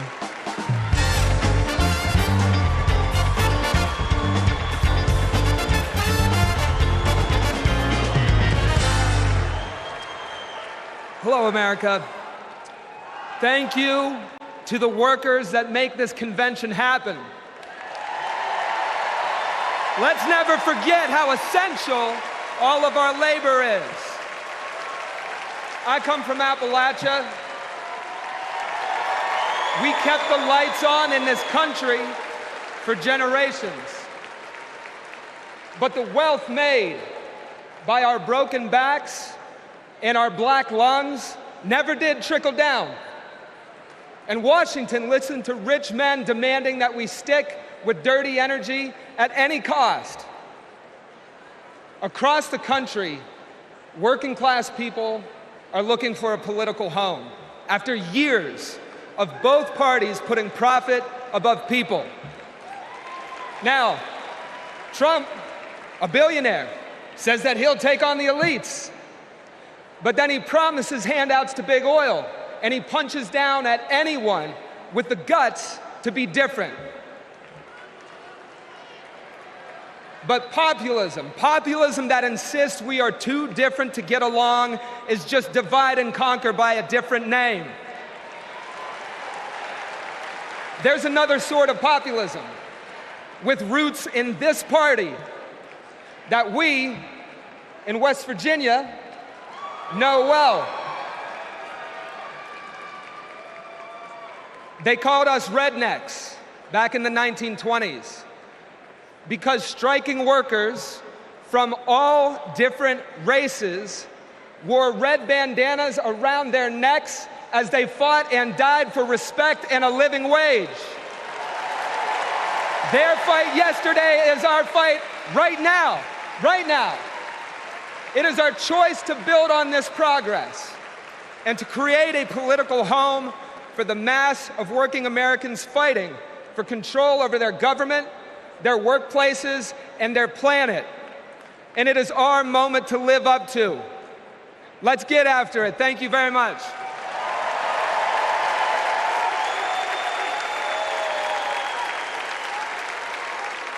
Don't know why, but I feel like When Artimo students passed one of the first climate justice policies in our nation, Vice President Kamala Harris showed up. She came to highlight our initiative because she believes in us. Last year, my dad retired after spending more than 30 years working at one of our country's most polluting power plants. Donald Trump doesn't care about people like my dad. I know Vice President Harris will put working families ahead of big oil billionaires. Kamala Harris approaches climate policy through the eyes of future generations, like mine. As new voters and as new leaders, I'm excited to join Harris in the fight for our future.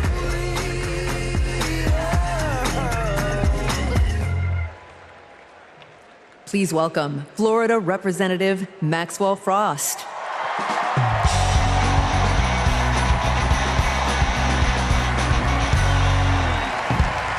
I'm Maxwell Alejandro Frost, and I'm proud to be the first member of my generation in Congress. I'm also proud to represent Central Florida. You might expect me to talk about how climate change will impact our future. But as a Floridian, as a Florida man, I'm here to tell you that the climate crisis isn't some far-off threat. It is here. Donald Trump and J.D. Vance think they can divide us by saying this crisis is some type of hoax. But I've walked the streets of communities that have been forced to rebuild after hurricane flooding destroyed their homes. I've heard the stories of immigrant farm workers made to work in horrid conditions exacerbated by this crisis. And I felt the scorching record heat and know that climate change can sometimes feel like an unstoppable force. But with our movement and with organizing and an administration that cares, we are making progress. Kamala Harris and Joe Biden have proven that tackling this crisis creates jobs, that investing in clean energy protects our health, and that investing in mass public transit builds strong communities. And we must always remember that peace is essential to our climate and war destroys our environment. This election is about every drop of water that we consume and every breath we breathe. Fighting the climate crisis is patriotic.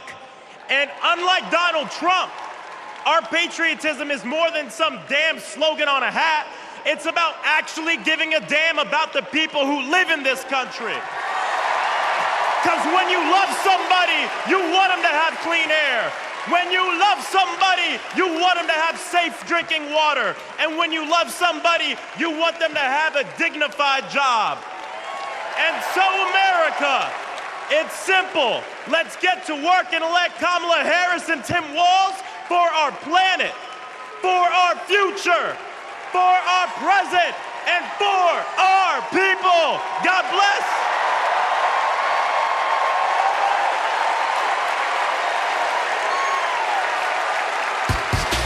Ladies and gentlemen, if y'all are ready to send Madam Vice President and keep her in the White House, let me hear you make some noise!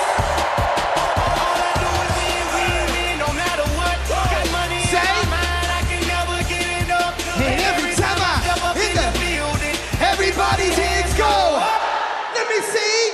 And they stay there, and they say yeah, and they stay there, and they say yeah, and they stay there.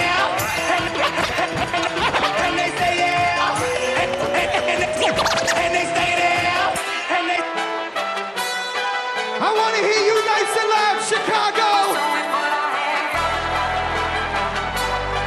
Are there any union workers here today? Make some noise.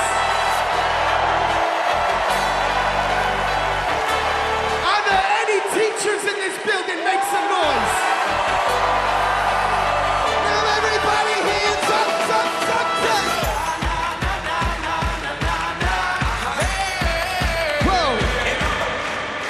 Thank you, ladies and gentlemen. I'm DJ Metro. We'll be back for more.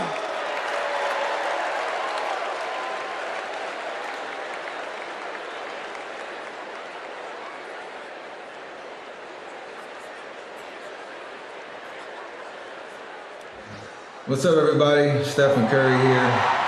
I know you all know I played for the Golden State Warriors, but man, what a great honor it was to represent Team USA and go out there and win that gold medal at the Olympics this summer. And that unity on and off the court reminded us all that together we can do all things and continue to inspire the world. That's why I believe that Kamala, as president, could bring that unity back and continue to move our country forward. This is about preserving hope and belief in our country, making sure families can be taken care of during their most precious times. I got to visit Kamala with my team in the White House last year, and I can tell you one thing I knew then and I definitely know now. The Oval Office suits her well. So in the words of Michelle Obama, do something. Go vote. Be active. Let's show out in November like never before. It's been an honor for me to represent our country. It's an honor to support Kamala. So let's all do our part. God bless. Please welcome Democratic nominee for U.S. Congress in Alabama, Shamari Figures.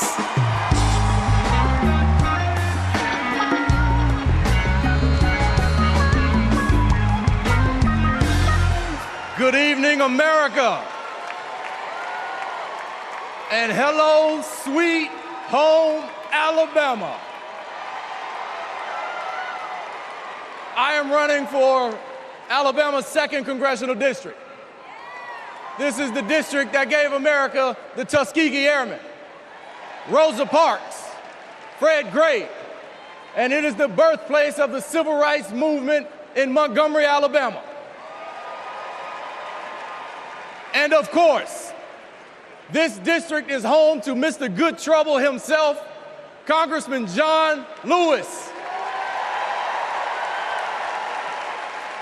Look, my pathway to this stage was paved by a legacy of fighters. Fighters that include my mother, Alabama State Senator Vivian Davis Figures, who is here at her 11th DNC. And it also includes my father, my late father, Michael Figures, who was also a state senator and civil rights lawyer who sued the Klan into bankruptcy.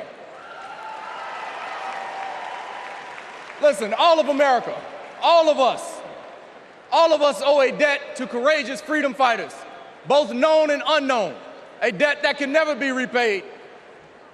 But what we can do is ensure that the work of those fighters who came before us continues, and that our sacred right to vote is always protected.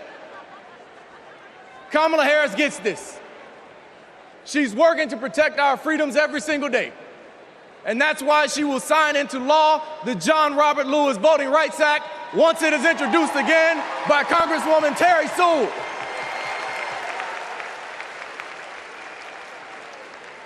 Listen, America, a California poet named Kendrick Lamar recently reminded us that sometimes we gotta pop out and show up.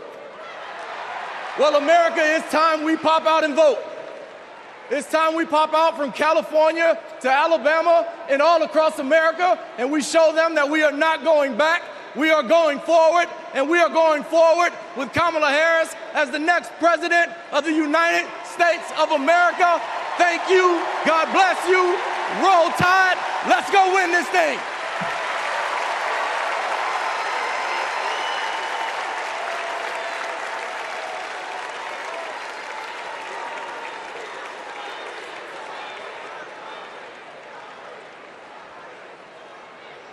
As I close out my segment tonight, I got to send a quick message. Madrecita querida, I love you. Kamala Harris and Tim Walz understand what everyday Americans are going through because, unlike Donald Trump, they actually grew up in families where every dollar mattered, where everything was earned and nothing was handed to them. Our next speaker knows something about that too. Please welcome my dear friend, our fellow Texan, our next senator, Representative Colin Allred.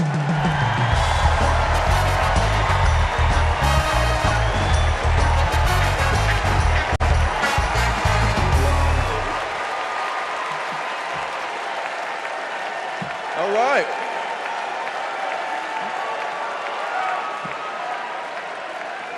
Hey everybody, I'm Colin Allred, a congressman from Dallas, dad to two perfect little boys. And this November, I'm gonna beat Ted Cruz.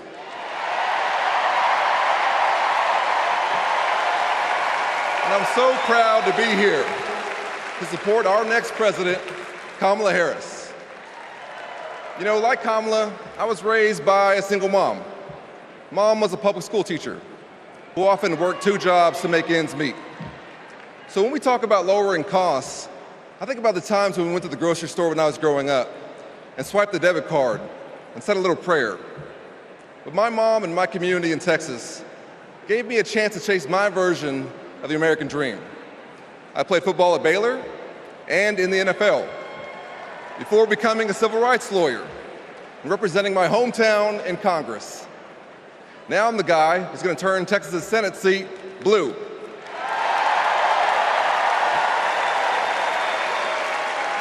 You know, in the NFL, we had a term for guys like Donald Trump and my opponent Ted Cruz. Me guys. You know the type. Talk a big game, only care about themselves, but you don't want to be stuck with them at a barbecue. The truth is, America has never been about me. As President Obama said, the single most powerful word in our democracy is the word we. We the people. We shall overcome. Yes, we can. And we've got a message for the me guys. We is more powerful than me. We will protect and restore reproductive freedom. We will secure the border. We'll protect Medicare and Social Security. And we'll turn the page and write a new chapter for this country and elect Kamala Harris to be the next president and beat Ted Cruz. Thank you all so much. God bless you, and may God bless Texas.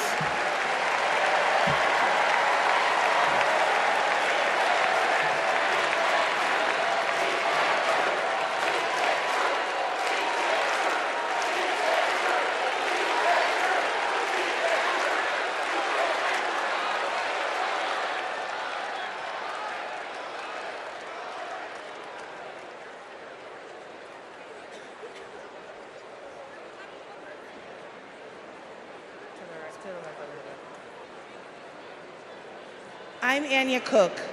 This is my husband, Derek, and our daughter, Anaya. 2 years ago, a miscarriage nearly killed me. At 16 weeks, my doctors told me to prepare for a stillbirth. I needed care, but my state's abortion restrictions kept it from me. I miscarried in a bathroom. I'll never forget my husband's face as he tried to stop the bleeding, trying to do what doctors should have been doing. When I reached the hospital, I'd lost nearly half the blood in my body. I can't change the past, but we can choose a different future.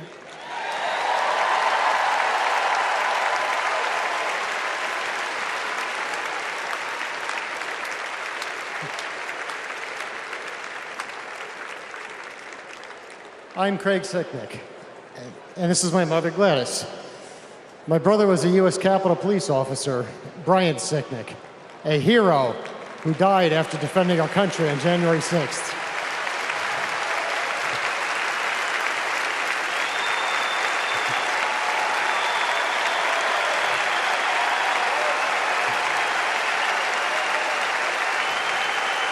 My family knows how dangerous Trump is. He incited the crowd while my brother and his fellow officers were putting their lives at risk. We need a real leader, not an autocrat who is stuck in the past. Brian, we miss you every day.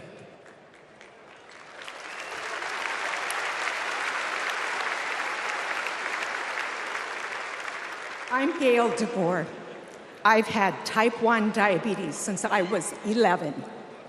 Stressing about insulin cost has been a constant in my life.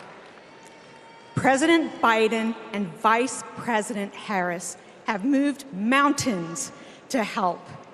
Medicare can finally negotiate prescription drug prices.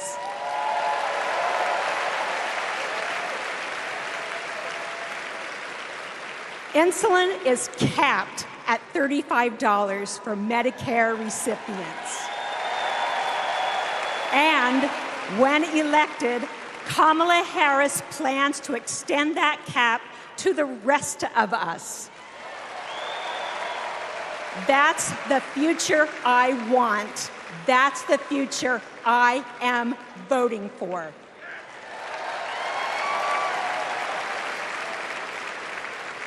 I'm Wani Romero, owner and CEO of Mothership Coffee in Las Vegas. I put in work to build my business.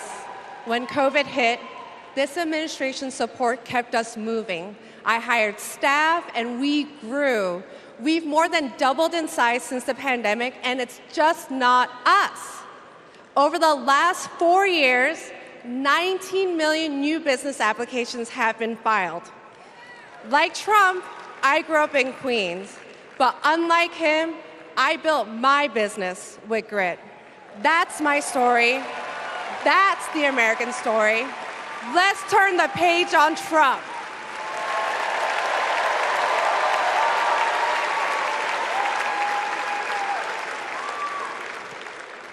I'm Eric Fitz, and these are my sons, Christian and Carter.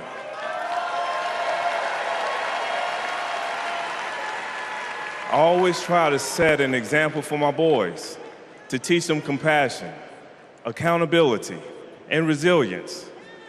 I want those values to be reflected in our leaders. I don't want to have to turn off the TV because our president is lobbing insults or telling lies. I'm tired of all of the hate. It's time to move forward, together, and build a country our kids can be proud of.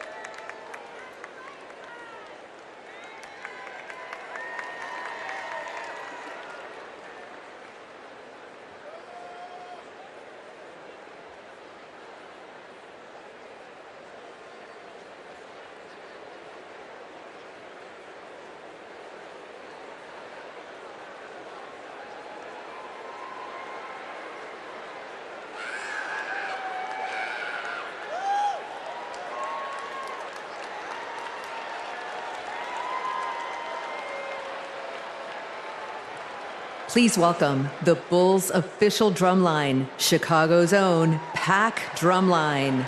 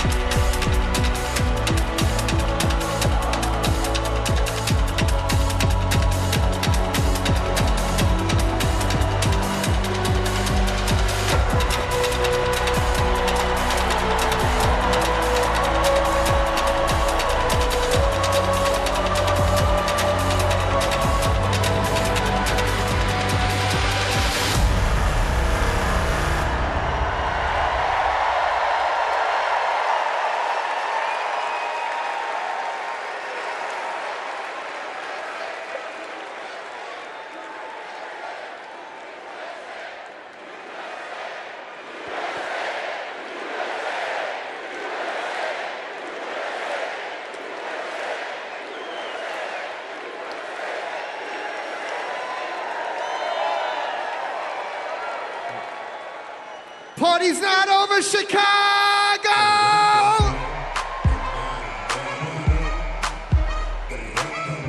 What I want to see is those flags and those hands up in the air. Help me sing it out nice and loud. Y'all ready to get down and party with me one time? DNC say. 3, 6, 9, damn, damn, damn. Say it to me one more time and go. Get low, get low, get low, get low, get low, get low. To the window, to the wall, to the wall. To the sweat drop down my body.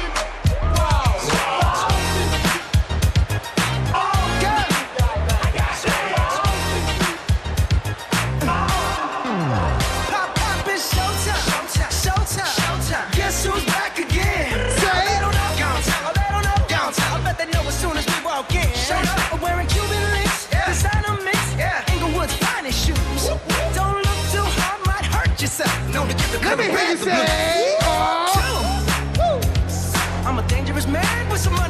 rocket, keep up.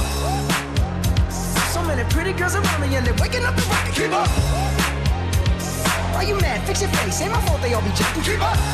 Players only, come on, Joe. Kick it, raise up, keep up. Moon. Girls, what y'all trying to do? 24 karat magic in the air. Head to toe, so bad. Look out, look out, look out. This ain't Texas. Ain't no hold'em. So lay your cards down, down, down, down. Say! Lock your Lexus. And throw your keys up. Stick around, round, round, round, round. Nice and loud. And I'll be damned if I can't slow dance with you. Come pour some sugar on me, honey, too. It's a real live boogie and a real live hold down. Don't be a come take it to the floor now. Woo! There's a tornado in my city. In the basement. That ain't pretty. Rugged whiskey. We surviving. A red cup kisses, sweet redemption, passing time, yeah. Ooh, one step to the right. We headed to the dive bar we always thought was nice. Ooh, run me to the left. Spin me in the middle, boy, I can't read your mind. This ain't Texas, ain't no hold'em. So lay your cards down, down, down, down. So pop your Lexus, throw your keys up. Stick around, round, round, round, round. One more time, nice and loud. And I'll be damned if I can't slow dance with you. Come pour some sugar on me, honey, too. It's a real live boogie and a real live hold down. Don't be a take it to the right.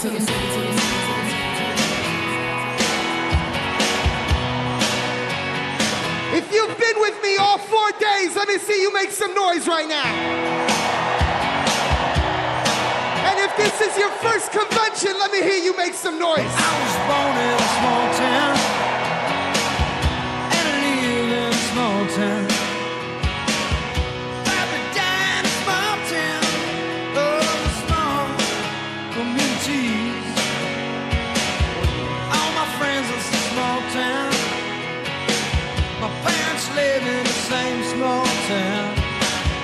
My job is a small town, provides a little opportunity. Hey!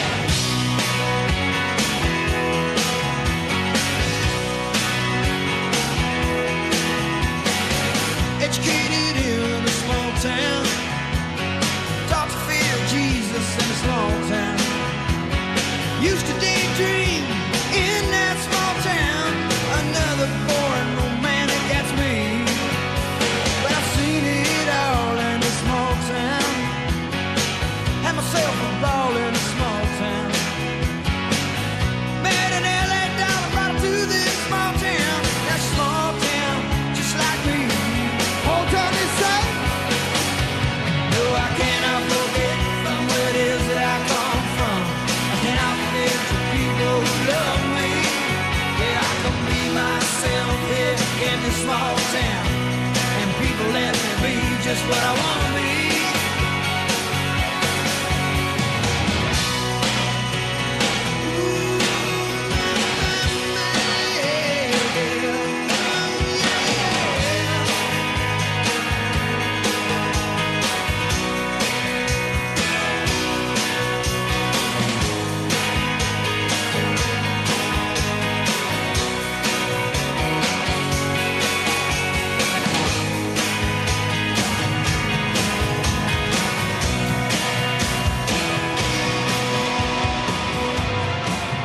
One more time, make some noise if you're having a great time with me in Chicago.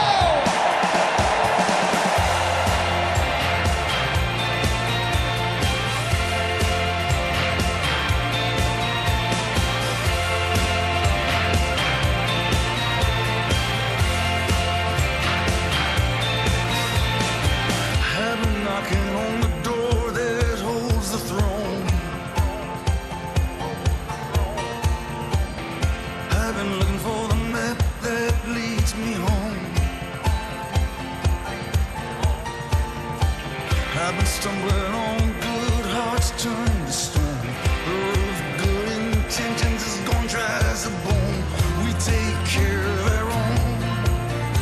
me say? We take care of our own.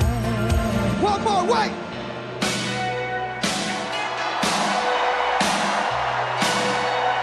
Cause if you're proud of your country and you're ready to send Madam VP and keep her in the White House, make some noise.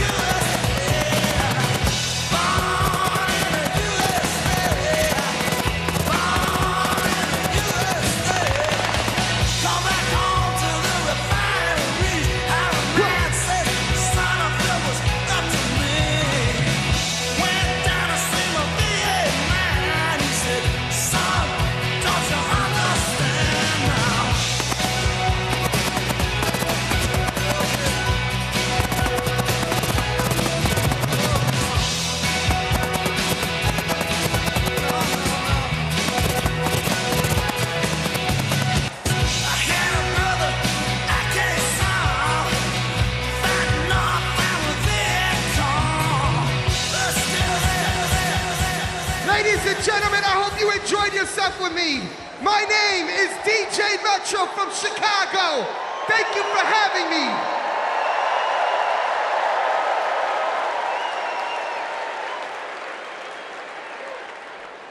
Here we go.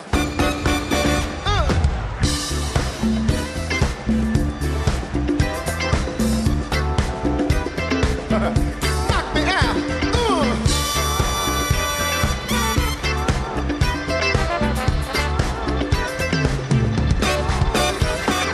Superhighway, coast to coast, easy to get anywhere. On the transcontinental overload, just slap behind the wheel. How does it feel? There's no destination. Too far and somewhere on the way. You might find out who you are, living in America. Eye to eye, station to station, living in America. Hand in hand, across the nation, living in America. I got to have a celebration. Rock my soul, yeah. Come on, smoke that, fat back, many miles, a railroad track. All night, the radio, keep on running through your rock and roll soul. All night diners keep you awake on black coffee and a hard roll. I like to walk around, but everybody's working overtime, living in America. Eye to eye, station to station.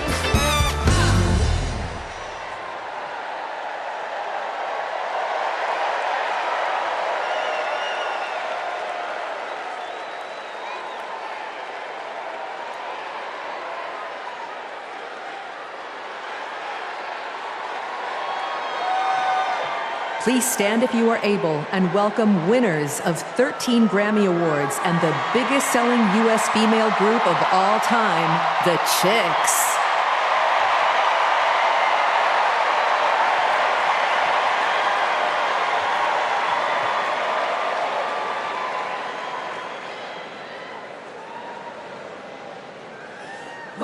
Oh, say, can you see by the dawn's early light what so proudly we hailed at the twilight's last gleaming, whose broad stripes and bright stars through the perilous fight o'er the ramparts we watched were so gallantly streaming, and the rockets' red glare, the bombs bursting in air, gave proof through the night that our flag was still there.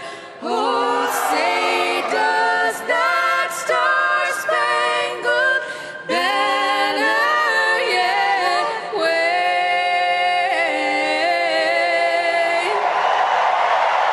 o'er the land of the free and the home of the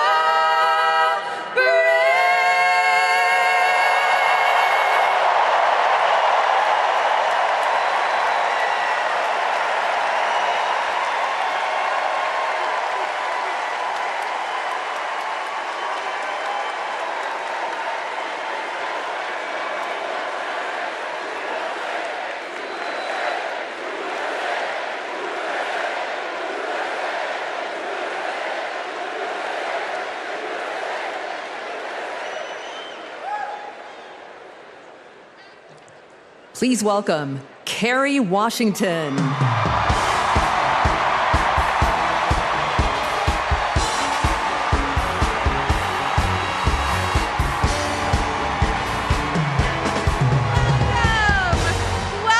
to the final night of the Democratic National Convention. The last 3 nights have been extraordinary, and tonight we hear from our next president, Kamala Harris. Now, as I stand here, I know that there are folks on social media already saying, go back to your TV show, shut up and act. But I am not here tonight as an actor. I am here as a mother, as a daughter, as a proud union member. I am here as the granddaughter of immigrants, as a black woman descended from enslaved people. I am here tonight because I am an American and because I am a voter and because we, the people, are stronger when all our voices are heard. Look, I know that I am the one standing on this stage, but I am not the lead character in this story. You are. All of you. You are the messengers. You are the fixers. Dare I say it, you are the Olivia Popes. You are the superheroes saving this democracy. It is you, not me, who have the greatest power to convince your loved ones to vote. So, just like Michelle Obama told us, let's do something. Let's make a video. Everybody take out your phones. Everybody take out your phones. We're gonna make a moment. Can somebody bring me my phone? I wanna capture this historic moment and share it with the people that we love. Oh, hi!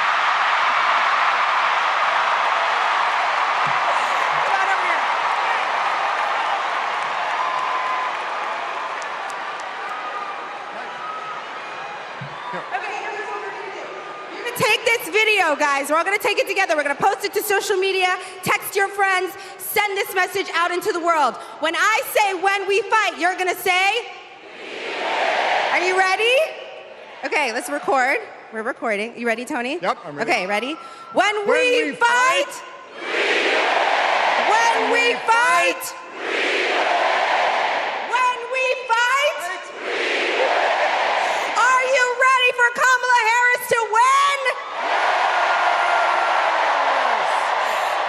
good, because when Kamala wins, America wins. We did it! We did it, Joe. Thank you, Tony. I don't get to stay? No, you gotta go.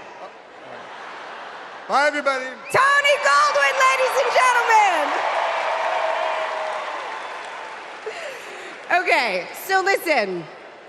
It's come to my attention that there are some folks who struggle or pretend to struggle with the proper pronunciation of our future president's name.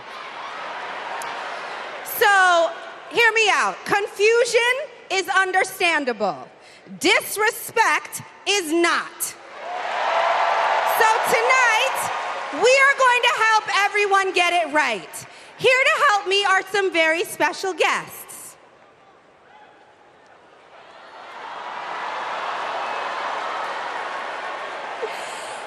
Thank you, ladies. Can you tell us your names?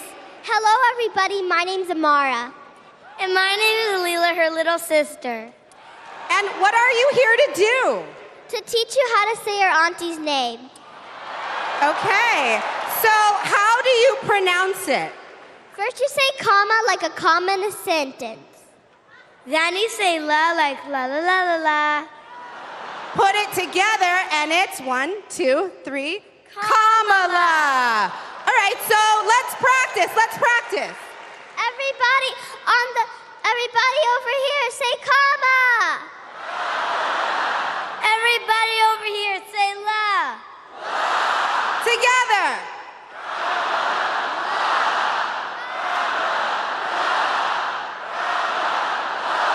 For president!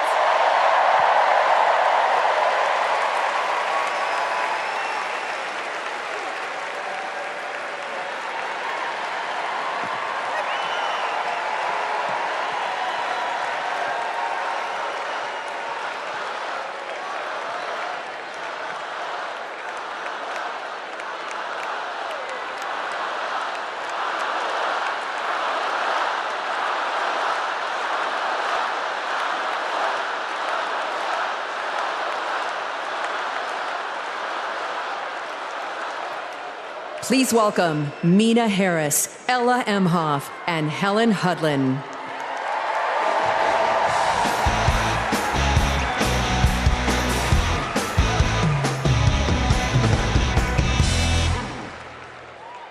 Hi, I'm Mina. I'm Ella. And I'm Helena. I grew up in Oakland, California, in a house full of extraordinary women. My mom, my grandma, and my auntie, who showed me the meaning of service, helping her sister, a 17-year-old single mom, fighting for justice for the American people, and still cooking Sunday family dinner. She guided me, now she's guiding my own children, and I know she'll guide our country forward. Kamala came into my life when I was 14. Famously a very easy time for a teenager. Like a lot of young people, I didn't always understand what I was feeling. But no matter what, Kamala was there for me. She was patient, caring, and always took me seriously. She's never stopped listening to me, and she's not going to stop listening to all of us.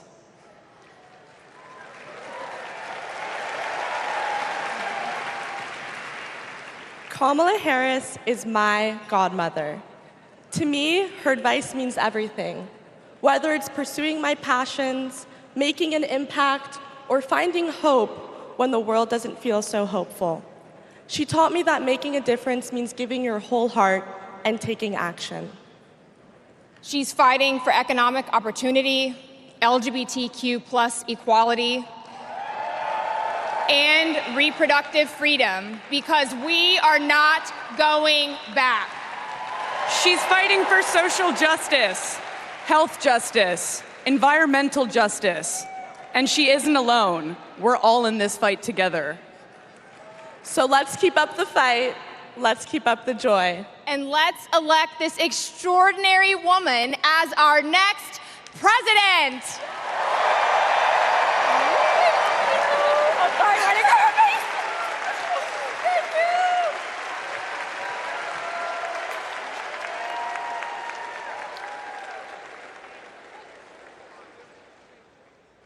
Please welcome actor and comedian D.L. Hughley.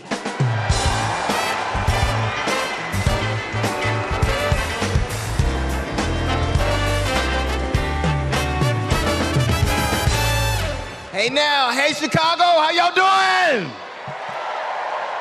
What's happening, California? Now, wait, where those AKAs at? Where they at? You know what? In 3 months, ain't gonna be no living with y'all. I can tell you this, I don't blame Donald Trump for not wanting to debate Kamala. I've been married to a black woman for 40 years and I ain't won one debate. I'm owing $93,000. Now, of course, Trump is saying that Kamala isn't black. I guarantee you this, Kamala's been black a lot longer than Trump's been a Republican.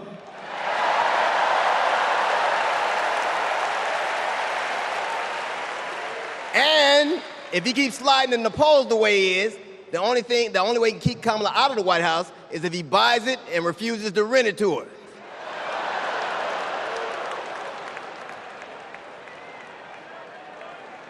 Of course, Kamala's getting broad support. They got black men for Kamala, white men for Kamala, Latinos and Asians for Kamala. They even have Republicans for Kamala. Republicans for Kamala. I guess Donald Trump will finally know what it's like when you get left for a younger woman.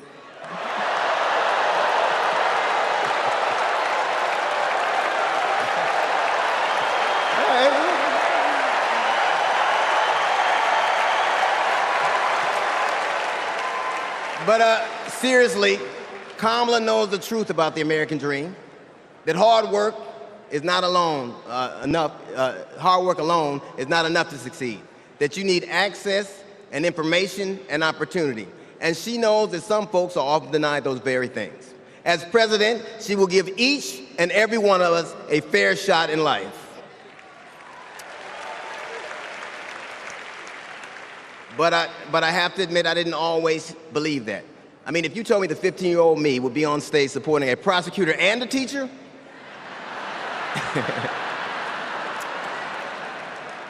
there is no way that I would have believed you. But because of that, I made assumptions about Kamala's record. And I often repeated them to a lot of people. Then one day, Kamala invited me to her house. She put her hand on my shoulder and she asked me to do some research. Something I had never done.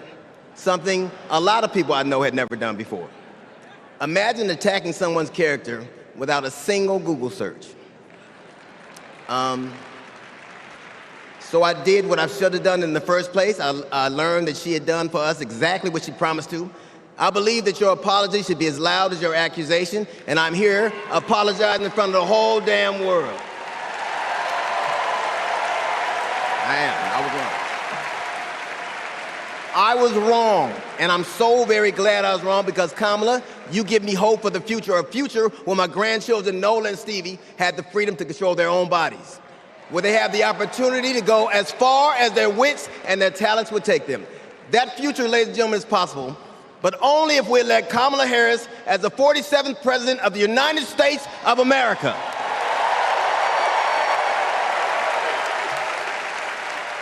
I will say this to you. The best piece of advice I've ever gotten in my entire life is you don't have to know what you will do, just know what you won't. And we won't go back.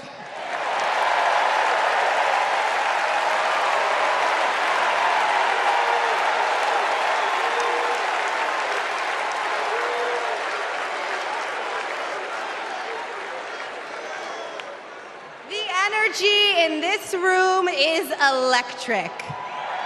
And you can feel it everywhere, all over the country.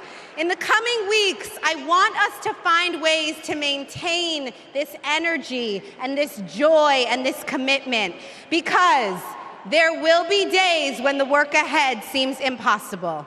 And when that happens, I know what I do. I get involved, I get engaged, I ask myself, how can I be of service to my community? Because community is why we do this, am I right? Yes, we do this for our children, for our parents, for our teachers and care workers who treat our loved ones like their own. We do this for working families who make this country thrive. We do this for the planet and for each other. We do this for justice and for peace and for democracy. And as we are about to hear, we do this for the safety of our communities.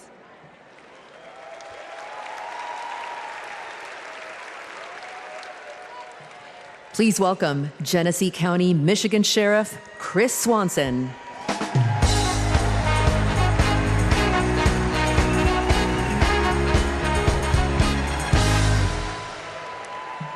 My job is to protect people, all people.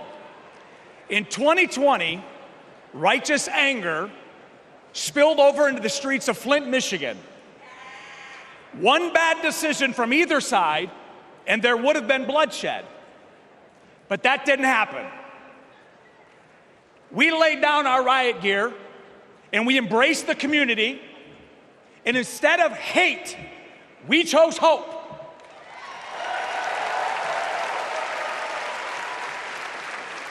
On January 6th, the opposite occurred. That day was paved with division, deceit, and denigration. Police officers were attacked that day.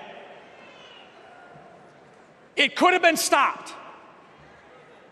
We need a leader who will embody what's affixed to all three sides of my Sheriff Patrol cars: protect, serve, and unify. Kamala Harris is that leader. As a prosecutor, Kamala Harris protected us by putting violent criminals and sex offenders behind bars. If I was in a courtroom, she's exactly the tough prosecutor that I'd want to see. As vice president, she served America by keeping us safer. And I can testify firsthand, where I come from, crime is down and police funding is up. As president, Kamala Harris will unify our country. She will bring us together because our country needs a leader who will go toe-to-toe with drug cartels and bullies. One who has already taken the oath, raised her right hand to advocate for the people.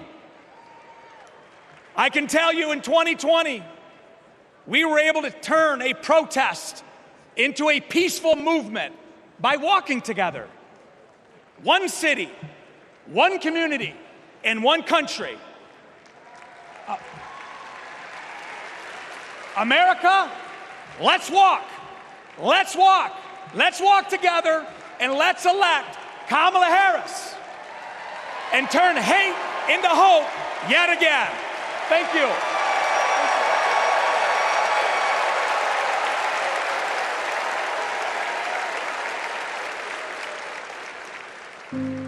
We were contemplating adopting, and then out of nowhere, I got pregnant. Jordan was so much fun as a child.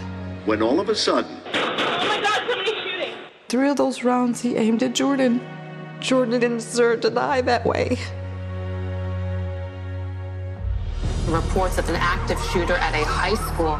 These students have now lived through so many of these shootings since they were born almost. We were praying and crying. I don't know how we're alive. An active shooter at an elementary school in Uvalde, Texas. Multiple children have been killed. Most of the body's so mutilated that only DNA test or green Converse could identify. Trump did nothing on guns and was proud of it. There was great pressure on me. We did nothing.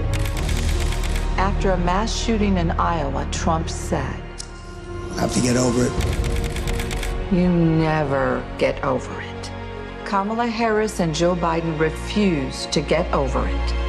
As district attorney, she got illegal guns off the street.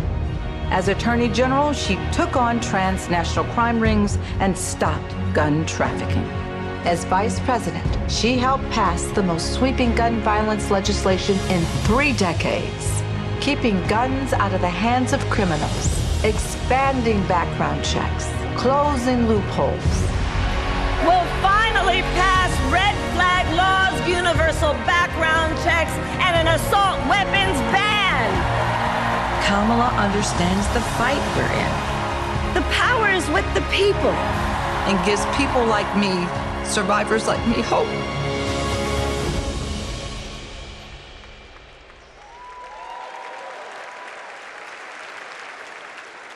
When I worked for Everytown Please for gun welcome safety. Georgia Representative Lucy McBath.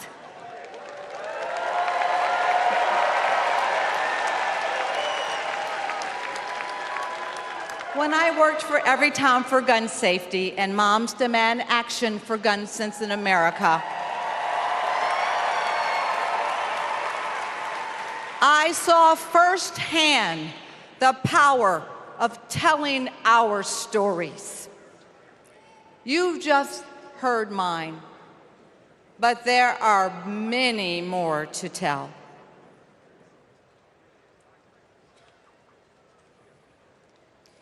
On December 14th, 2012, I walked into Sandy Hook School.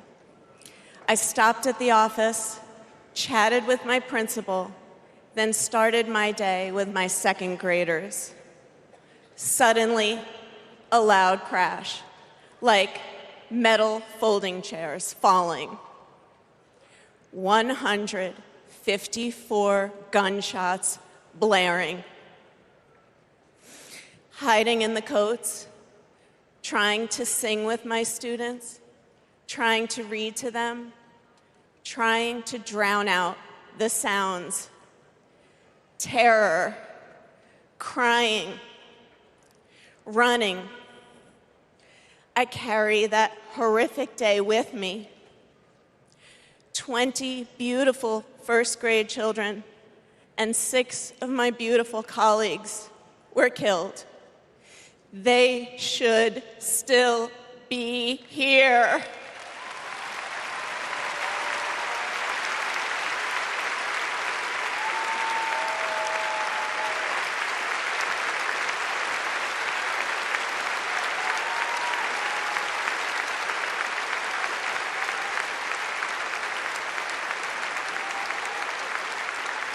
It's 10:30 a.m. at Robb Elementary in Uvalde. The school is recognizing my 10-year-old daughter, Lexi, for receiving all A's. She receives a Good Citizen Award, and we pose for photos. She wears a St. Mary's sweatshirt and a smile that lights up the room. 30 minutes later, a gunman murders her, 18 classmates, and 2 teachers. We are taken to a private room where police tell us she isn't coming home. Uvalde is national news. Parents everywhere reach for their children.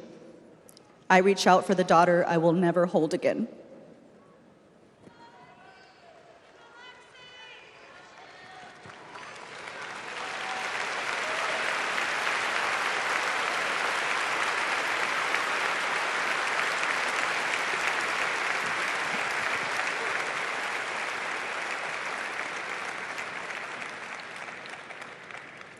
My niece, Sandy Patrice, was 22. She drove to Myrtle Beach for sun and fun and motorcycle parades. Hours later, my phone rang. Shooting on the beach. No one can find Sandy. I stayed calm. You see, my mother, Patricia Ann, had been shot and killed by an abusive partner. I was calm then, too. I got to handling business. I called relatives, the police, hospitals, and I kept calling, voice steady, heartbeat pulsing. Then I was connected to the coroner. 10 years of waiting, and Sandy's murder is still unsolved. I'll keep calling, and I'll keep fighting.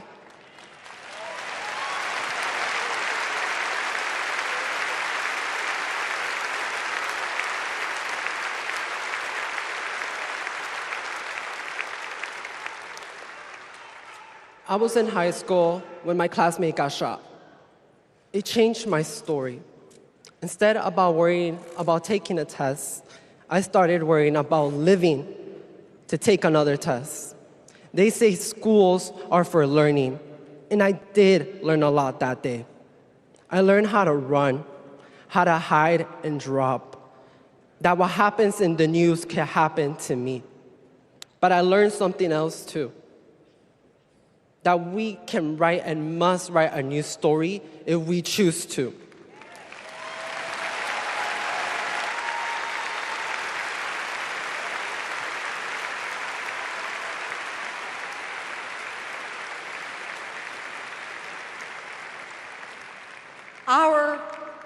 Are stories of loss.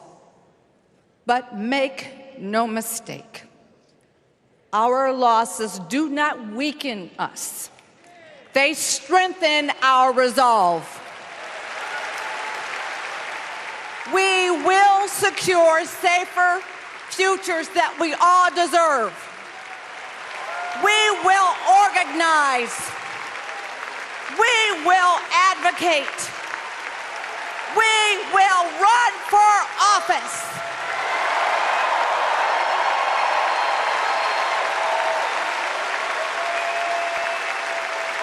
And we will join with Americans from small towns and big cities to keep our communities safe.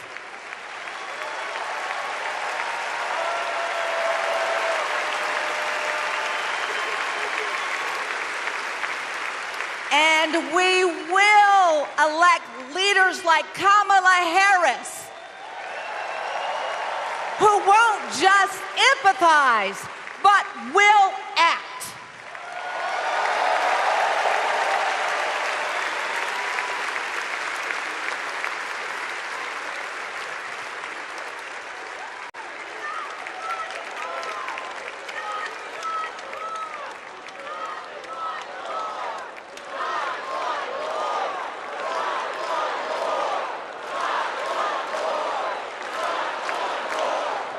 Please welcome former Arizona Representative Gabby Giffords.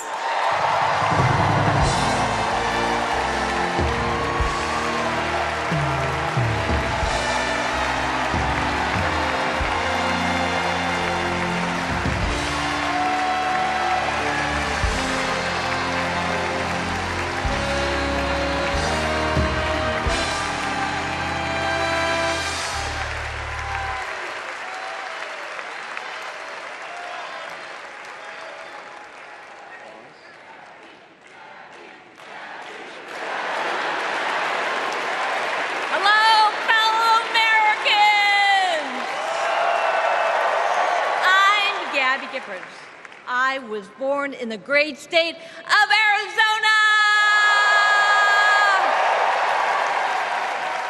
I was born with grit. I grew up racing motorcycles, mucking stalls, and exploring the beautiful desert.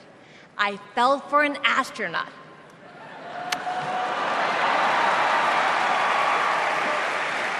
For 5 years, I served in Congress from a swing district. Everybody called me a rising star. Then on January 8th, 2011, a man tried to assassinate me. He shot 19 people. He killed 6. Terrible, terrible day. I almost died, but I fought for my life and I survived.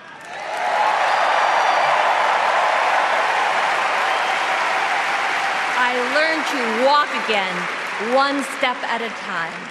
I learned to talk again, one word at a time.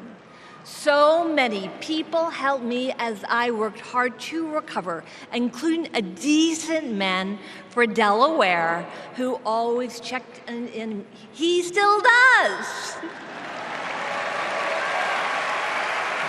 Thank you, Joe Biden.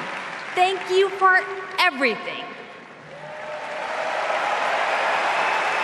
Joe is a great president. My friend Kamala will be a great president. She is tough. She has grit. Kamala can beat the gun lobby. She can fight gun trafficking. Kamala stood up to Wall Street and the drug company. She will protect abortion access. She will defend our freedom. She saved lives. Join me in voting for Kamala Harris. Bravo! Thank you.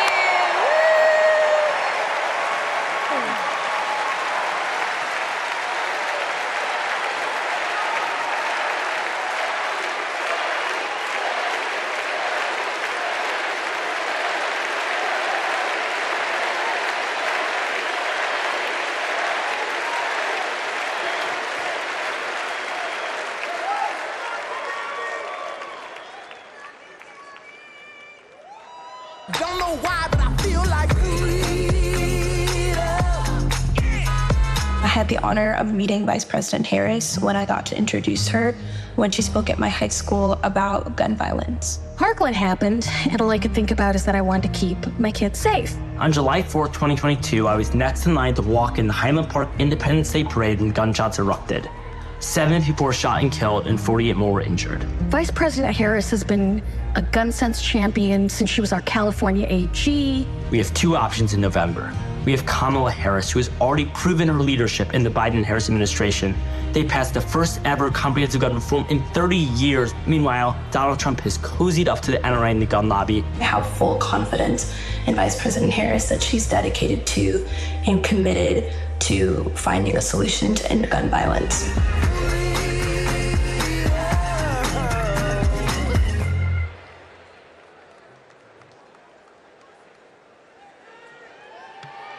Please welcome 3-time Grammy-winning singer-songwriter and global pop icon, Pink.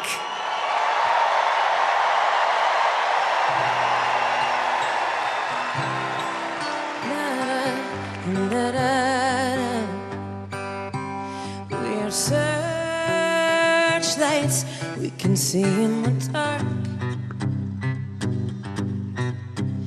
We are rockets pointed up at the stars.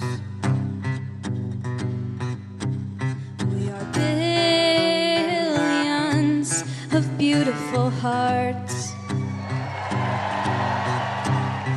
You sold us down the river too far. What about us? What about all the times you said you had the answer? What about us? What about all the broken happy ever afters?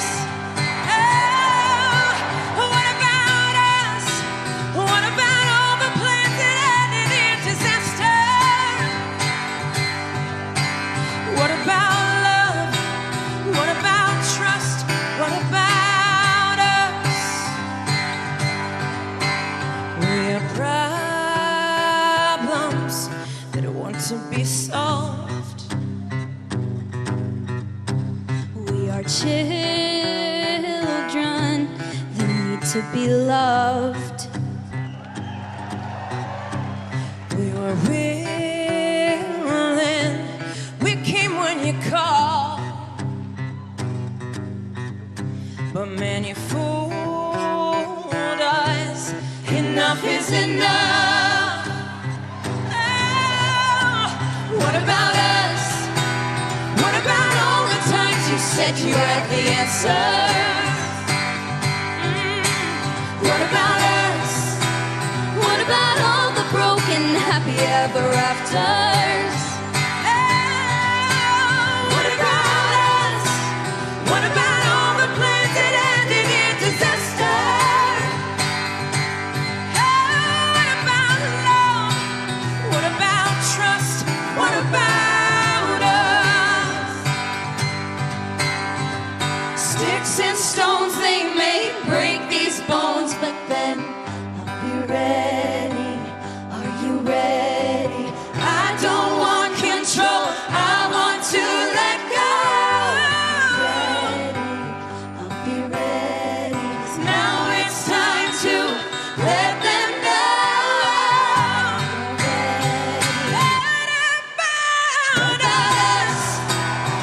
about all the times you said you had the answers? So what about us? What about all the broken happy ever afters? What about us? What about all the plans that ended in disaster? What about love? What about trust? What about us? What about us? What about us? What about us?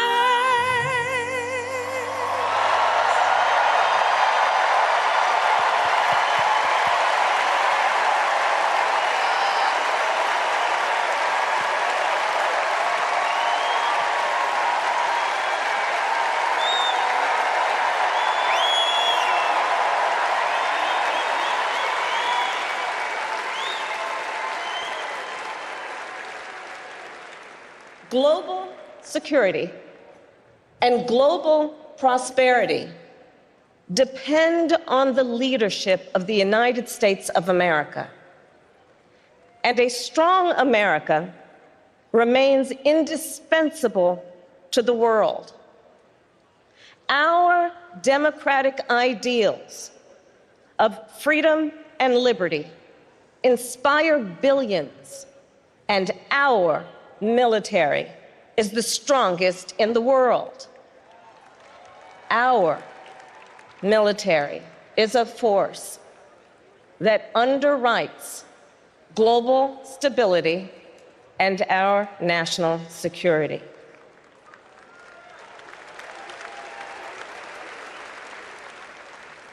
Please welcome Arizona Senator Mark Kelly.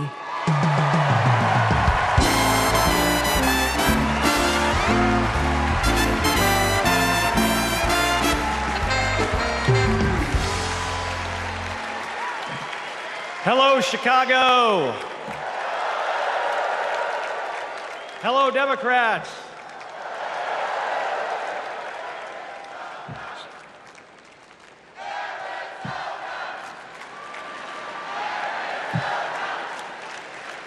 So, President Obama had to follow Michelle. I had to follow Gabby and Pink.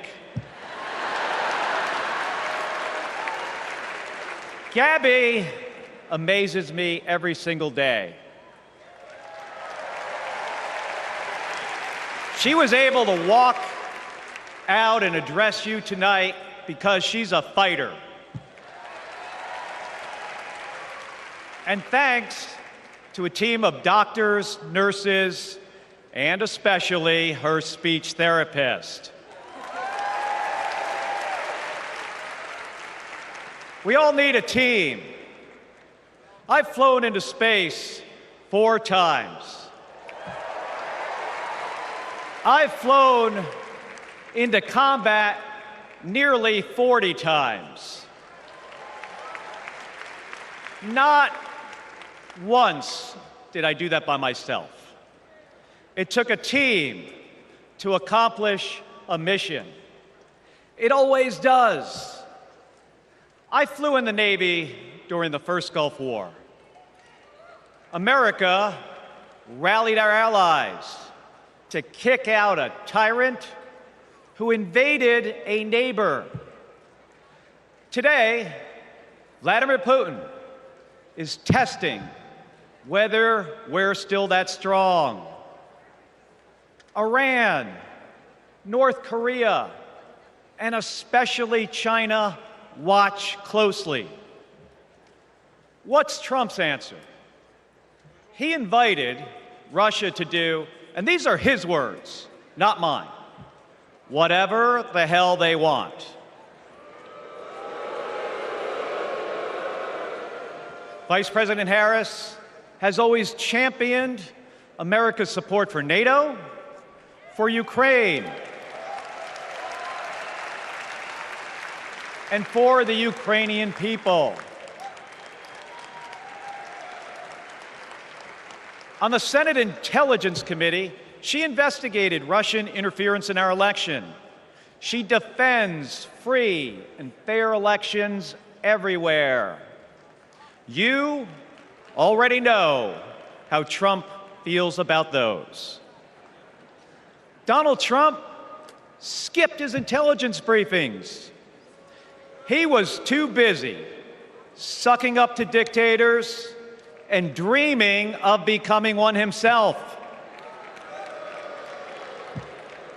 Trump thinks that Americans who have made the ultimate sacrifice are suckers and losers. If we fall for that again and make him the commander-in-chief, the only suckers would be us. Kamala Harris knows that standing with our allies means standing up for Americans. She'll keep modernizing our military to support our troops and to support our veterans like our next Vice President, Tim Walz.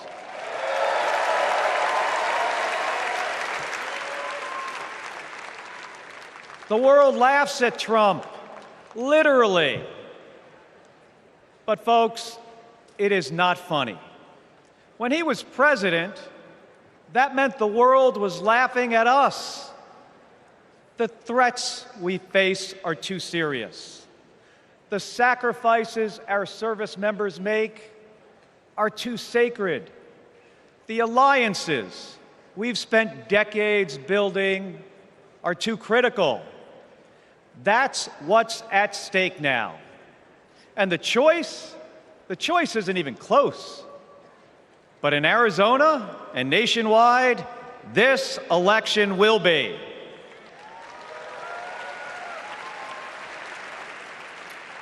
We'll win in the same way we launch rockets into space and land fighter jets on an aircraft carrier as one team on one mission. State by state, voter by voter, coming together. No country is better than ours at solving big problems. So, on November 5th, let's prove that America is still the leader the world needs today by electing the leader we need right now, Kamala Harris. Thank you, everybody. Thank you.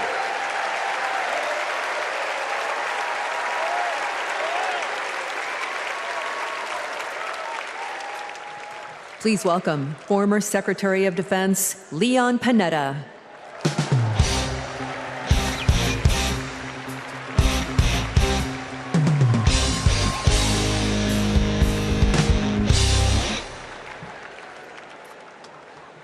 My fellow Americans, I'm proud to have served in the Army, the Congress, the White House, Chief of Staff, CIA Director, and Secretary of Defense.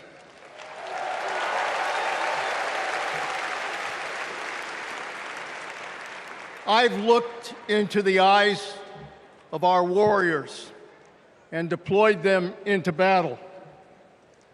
I gave the order directing our Special Operations Forces to fly 2 helicopters 150 miles into Abbottabad at night. And by the time the sun rose, Osama bin Laden was dead.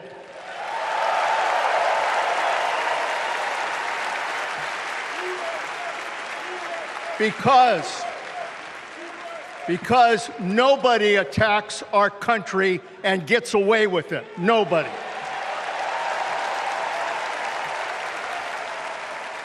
That's what our warriors do. That's what our warriors do. Our warriors need a tough, cool-headed commander-in-chief to defend our democracy from tyrants and terrorists. We need Kamala Harris behind the resolute desk.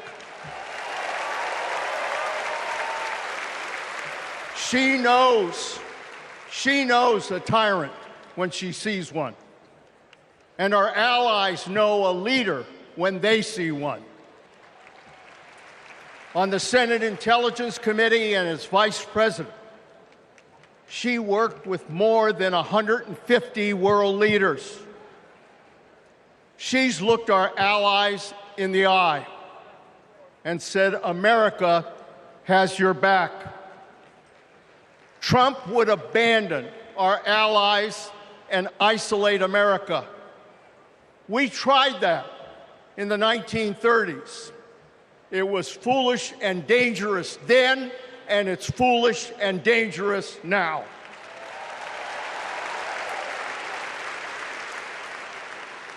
Listen to President Reagan.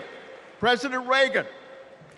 Isolationism never was and never will be an acceptable response to tyrannical governments. Never. Trump tells tyrants like Putin they can do whatever the hell they want. Kamala Harris tells tyrants, the hell you can, not on my watch. She's worked with President Zelensky to fight back against Russia. She knows that protecting their democracy protects our democracy as well. Look, Donald Trump does not understand the world, and he does not understand the service and sacrifice of our military. Our fallen veterans are not suckers, they are not losers, they are our heroes.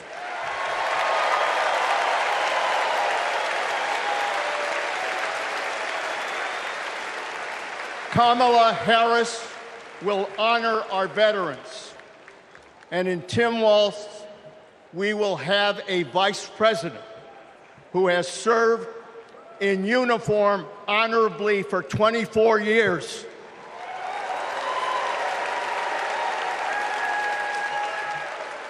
Kamala Harris understands this moment. It is a moment of danger and a moment of opportunity. She'll keep America's military the strongest in the world, the strongest ever known. And she understands what our military is for. The role of our military is to defend us from foreign enemies. It is not to threaten Americans, and it sure as hell isn't to put immigrants in camps.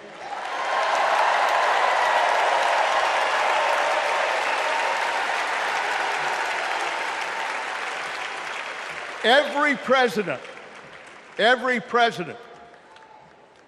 since World War II, Republican and Democrat, has shared the belief that America must protect democracy in the world.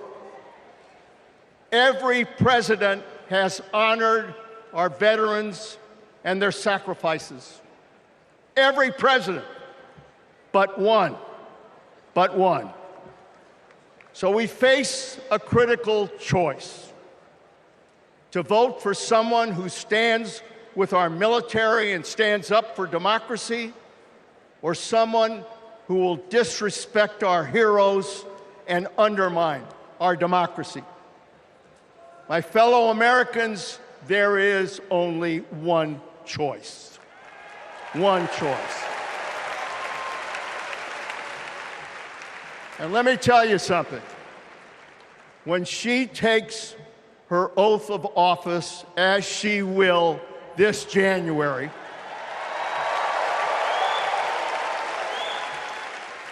our allies will cheer, our enemies will fear, and we will have a commander-in-chief that we can trust. God bless our veterans, and God bless our country.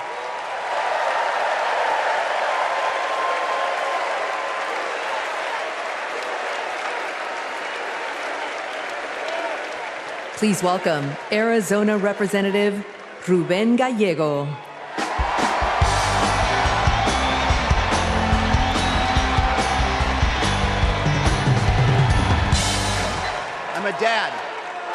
husband, congressman, and the proudest Arizonan you'll ever meet.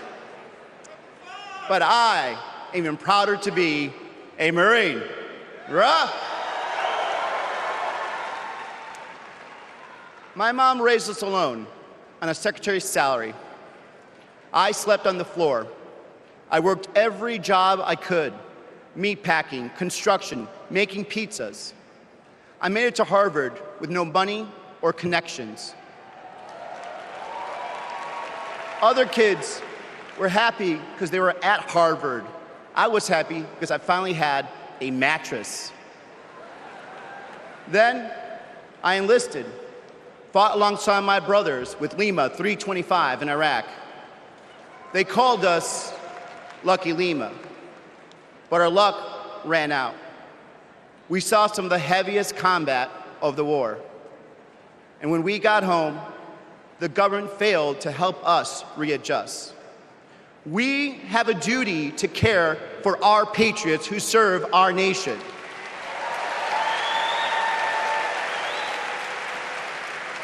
For the Vietnam veteran in Buckeye who relies on the VA for his medication. For the Afghan veteran in Pittsburgh who finally got treatment for his PTSD. For the Marine in Milwaukee who relies on the benefits she earned. For my Navajo brothers and sisters who serve the Marines with me, I remember you too.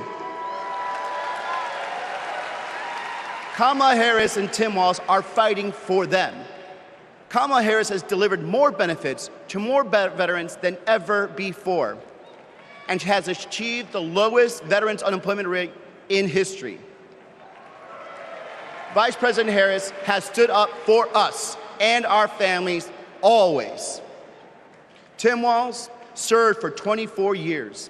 His passion for veterans earned him respect on both sides of the aisle, and he stands with us too.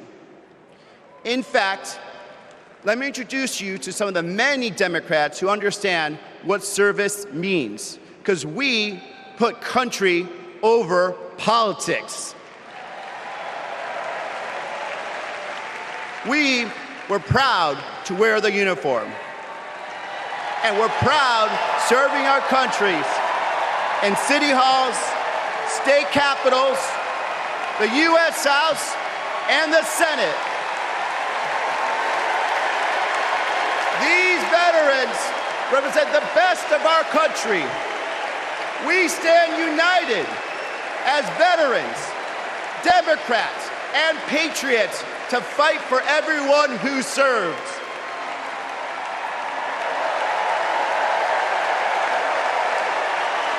But politicians like Donald Trump, they don't stand with us. They call patriots like Senator McCain losers. John McCain was an American hero. Show some respect. Trump's Project 2025 will slash veteran benefits and force VA hospitals to close across the nation. Show some respect. So, for the 18-year-old who decides to enlist, for the families like mine who prayed every night that their loved one would come home, for our troops stationed thousands of miles away, for my Marines of Lima Company, let's elect Kamala Harris and Tim Walz, who don't just respect our service, but revere it. Because the veterans who defended this country aren't just the reason we can sleep at night. They're the reason we can dream. And together, we'll fight for our veterans and everyone who served our country. Thank you.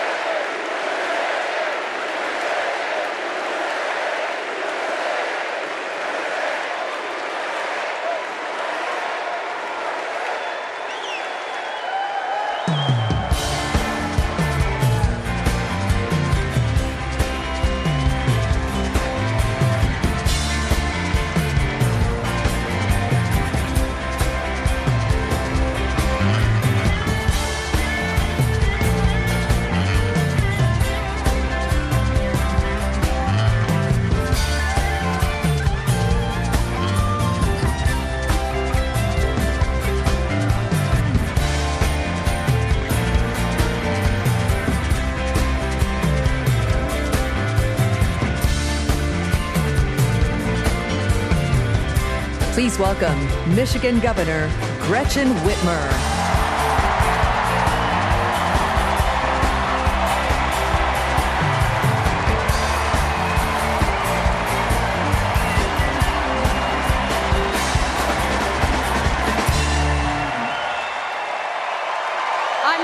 Gretchen Whitmer. In Lansing, they call me governor. But in Detroit, they call me Big Gretch.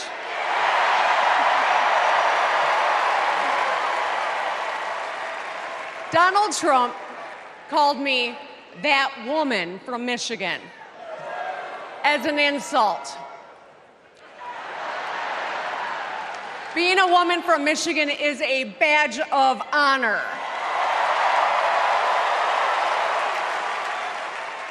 Like women across America, we just GSD. Get stuff done. At 29, I joined the sandwich generation. Sandwiched between working and raising my newborn and caring for my mom, who was dying from brain cancer. It was hard, but not extraordinary. It's life. Those nights reminded me who I was fighting for.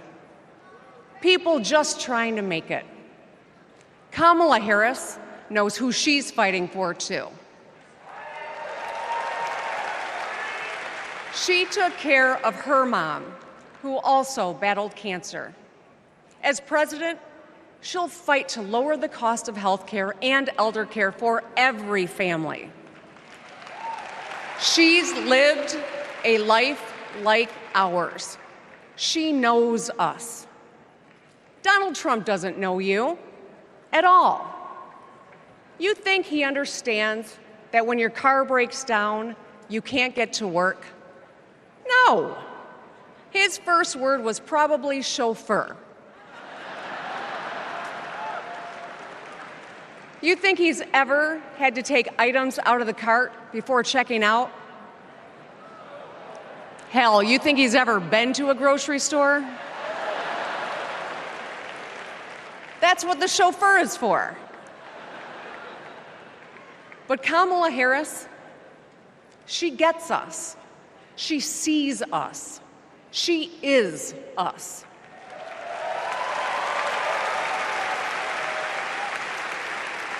Look, we've all lived through a lot of history over the past few years.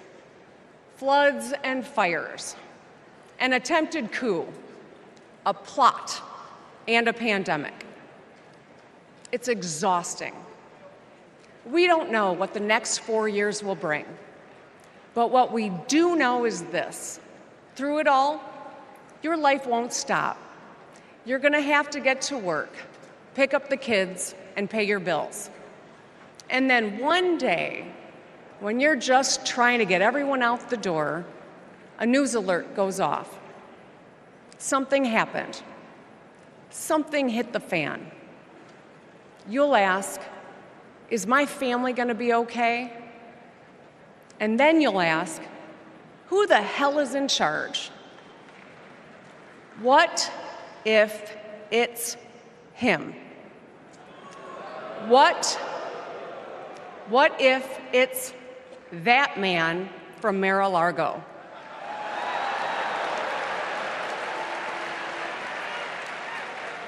I know, in a crisis, we need someone strong enough to come up with a plan, to tell the truth, and to bring people together. Right now, before the crisis, is when we get to choose. Why wouldn't we choose the leader who's tough, tested, and a total badass?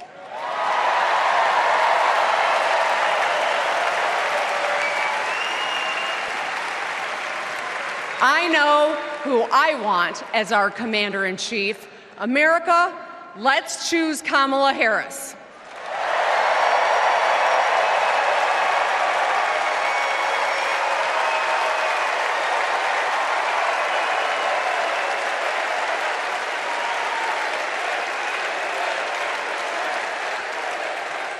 Please welcome actress, director, and philanthropist, Eva Longoria.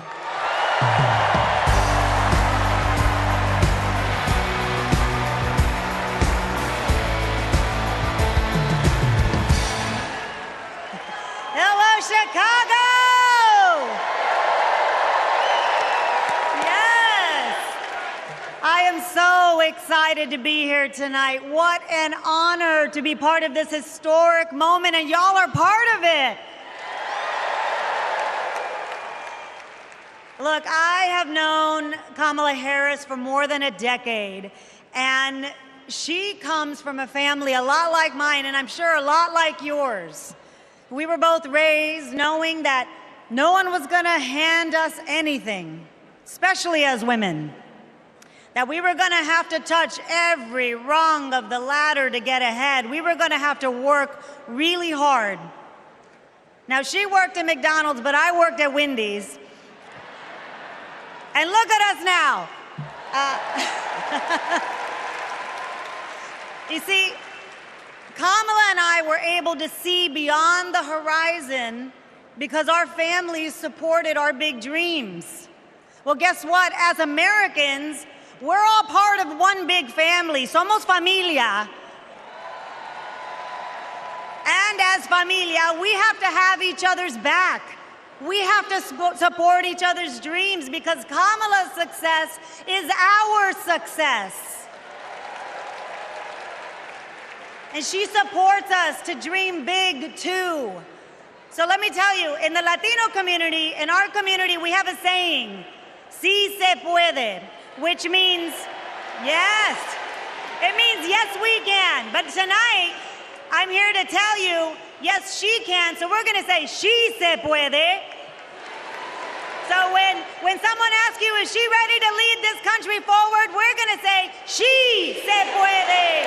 When somebody says, is she qualified for the job, we're going to say, she se puede. When somebody asks, is she going to be the first female president of the United States, we're going to say, she se puede. Our voices, our vote, we're going to decide this election. And let me tell you, the energy tonight isn't just here in Chicago, it's all across the country.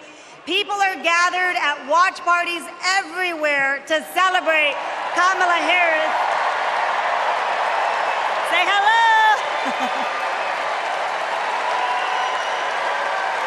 Yes. All right. We know how to work, so let's get to work. Let's turn all of this enthusiasm and joy into action between now and November 5th. Let's go. She se puede. She se puede.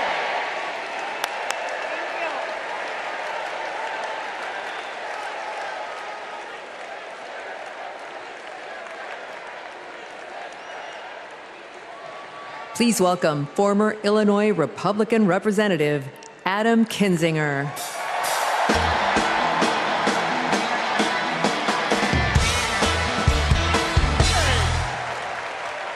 Hey, good evening. Good evening. Thank you, thank you, thank you.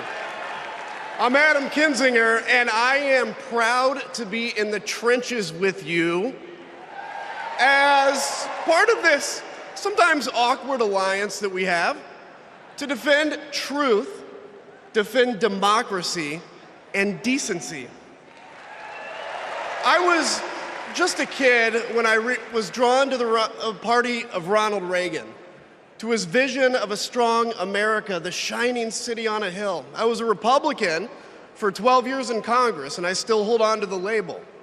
I never thought I'd be here, but listen, you never thought you'd see me here, did you? But I've learned something about the Democratic Party, and I want to let my fellow Republicans in on the secret. The Democrats are as patriotic as us.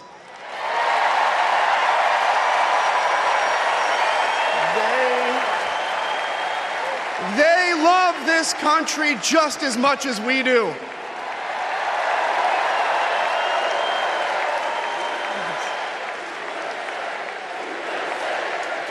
And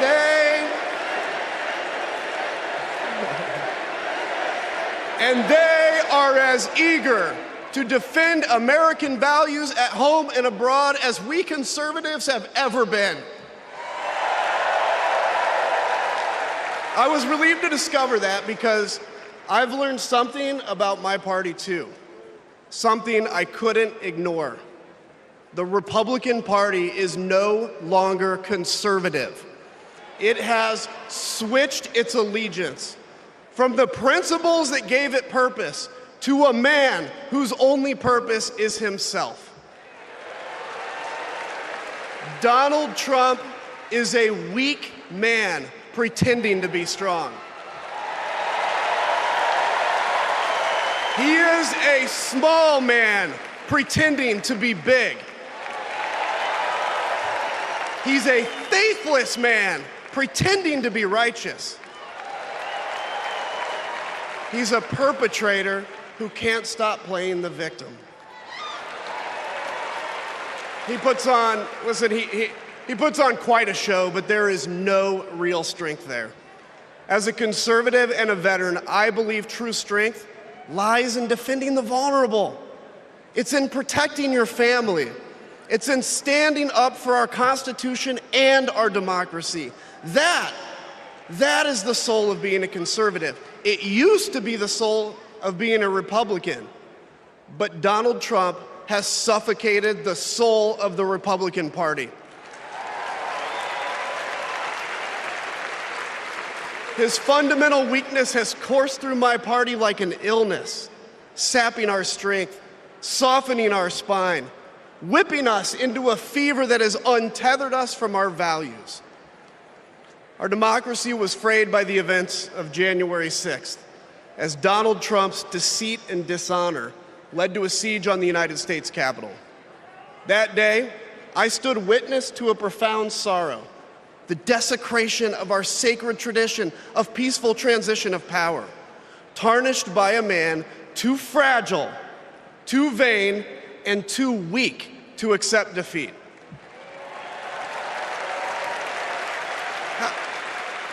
How can a party claim to be patriotic if it idolizes a man who tried to overthrow a free and fair election? How can a party claim to stand for liberty if it sees a fight for freedom in Ukraine, an attack pitting tyranny against democracy, a challenge to everything our nation claims to be, and it retreats, it equivocates, it nominates a man who is weirdly obsessed with Putin, and his running mate who said, quote, "I don't care what happens in Ukraine." Yeah, and he wants to be vice president. Yeah. How can a party claim to be conservative when it tarnishes the gifts that our forebears fought for? Men like my grandfather, who served in World War II, who believed in a cause bigger than himself, and he risked his life for it behind enemy lines. To preserve American democracy, his generation found the courage to face down armies. Listen, all we're asked to do is to summon the courage to stand up to one weak man.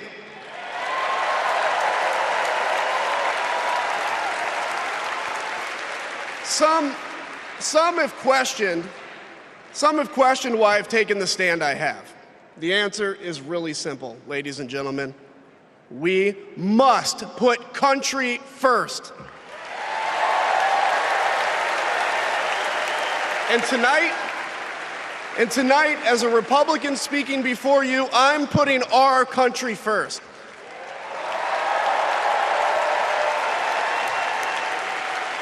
Because the fact is, I do belong here. I know Kamala Harris shares my allegiance to the rule of law, the Constitution, and democracy. And she is dedicated to upholding all three in service to our country. Whatever policies we disagree on pale in comparison with those fundamental matters of principle, of decency, and of fidelity to this nation.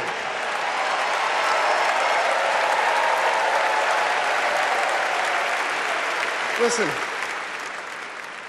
to my fellow Republicans, if you still pledge allegiance to those principles, I suspect you belong here too. Because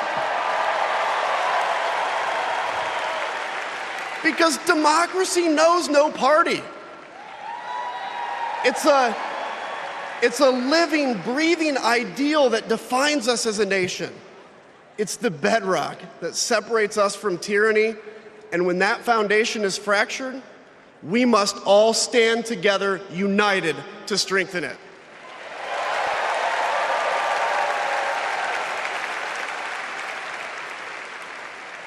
If you think those principles are worth defending, then I urge you, make the right choice. Vote for our bedrock values and vote for Kamala Harris. God bless you.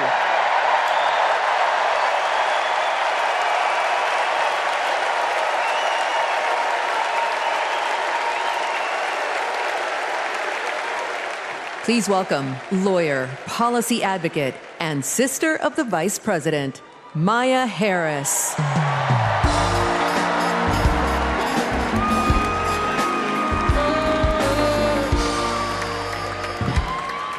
Hello, Chicago. In 1958, a 19-year-old from India left the only country she'd ever known to chart her own path in America. She came here to pursue an education, but she stayed here to build a life. Her name was Dr. Shyamala Gopalan Harris.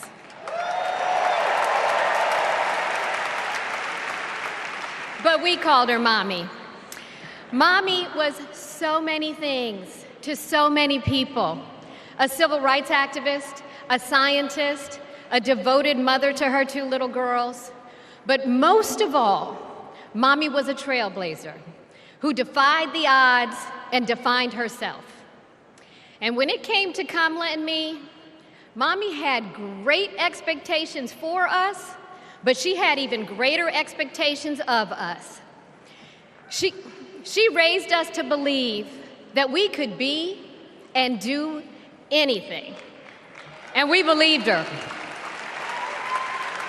You see, Mommy understood the power and the possibility that come with knowing and showing who you truly are. She knew we could be the authors of our own stories, just as she'd been the author of her own. Mommy's journey and the opportunity that she wanted for Kamala and me, that's a distinctly American story.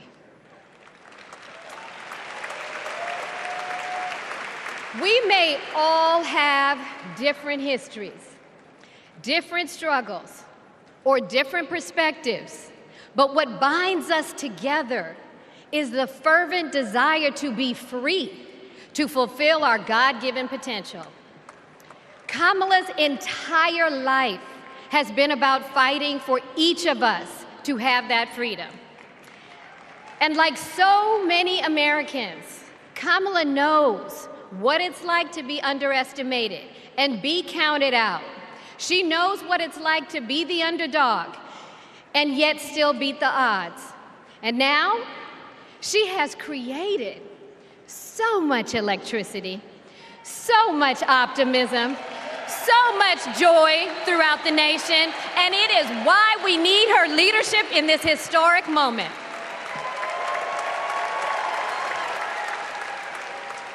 We are living in a time when some are trying to divide us, to separate us in ways that make it difficult for us to come together.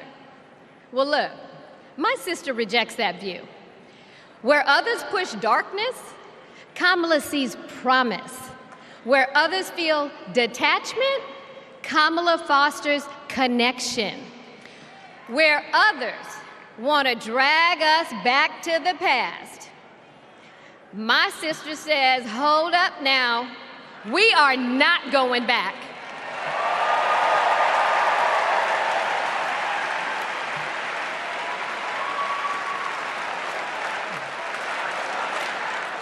Because Kamala understands we have so much more in common than what separates us.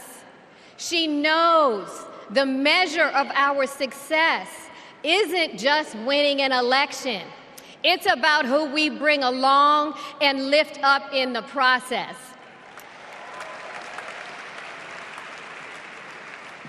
And so as I look out at all of you today and take in this incredible moment, I so wish that Mommy could be here tonight. I can just see her smiling, saying how proud she is of Kamala. And then, without missing a beat, she'd say, "That's enough, you got work to do." She would tell all of us to roll up our sleeves and get to work, to elect a leader who sees the potential in each of us, a leader who cares for all of us, a leader who fights for every one of us. Our Democratic nominee, my big sister, the next President of the United States, Kamala Harris.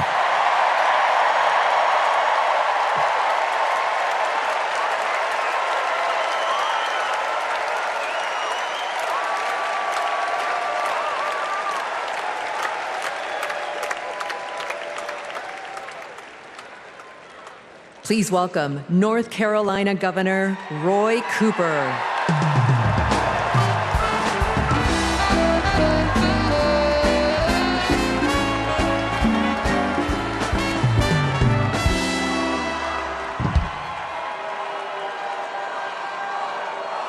Hello, America. I'm Roy Cooper, the last guy standing between you and the moment we're all waiting for. So I'm going to get right to it. All week, you've heard stories about my friend Kamala. I want to take you behind the scenes of one of them. 2011 was a rough time for American homeowners. Hundreds of thousands were losing their homes to illegal foreclosure. I was Attorney General in North Carolina, while Kamala had just become California's. All the AGs were close to a settlement with the big banks, and it was a pretty good deal. Would have meant $4 billion for California families who'd been ripped off. I know that sounds like a lot, but Kamala said, hang on a minute.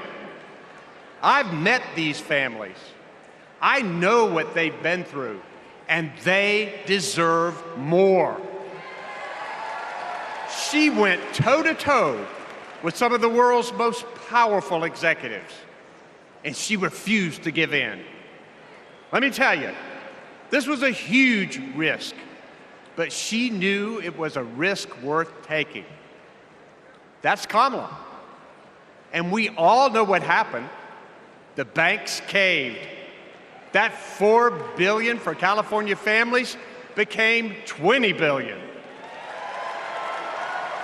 That was the first time I witnessed Kamala in action. And what I saw was a leader who does exactly what she says she's going to do, who never will settle for less. America, we got a lot of big fights ahead of us, and we've got one hell of a fighter ready to take them on. I know that because I know her. And tonight, I want the American people to know, even if you don't agree with her on everything, Kamala Harris will fight for you to the very end. For families who need better health care or a safer place to live, Kamala will fight for you. For parents who want better schools for their kids, for workers worried about a secure retirement for themselves, Kamala will fight for you. For any one of our allies, anywhere in the world, wondering if America still has your back, remember this: Kamala will fight for you. And when she fights, we win. Kamala's ready. Kamala's ready. The question is, are we? Are we going to stand up and fight for Kamala like she'll stand up and fight for us? All right. If you're ready, my home state of North Carolina, stand up. Stand up, Pennsylvania. Stand up, Michigan. Stand up, Wisconsin. Stand up, Georgia. Stand up, Nevada. Stand up, Arizona. Stand up, America. Are we going to stand up? Are we going to fight? Are we going to vote? Are we going to win? You bet we are. Let's go get them.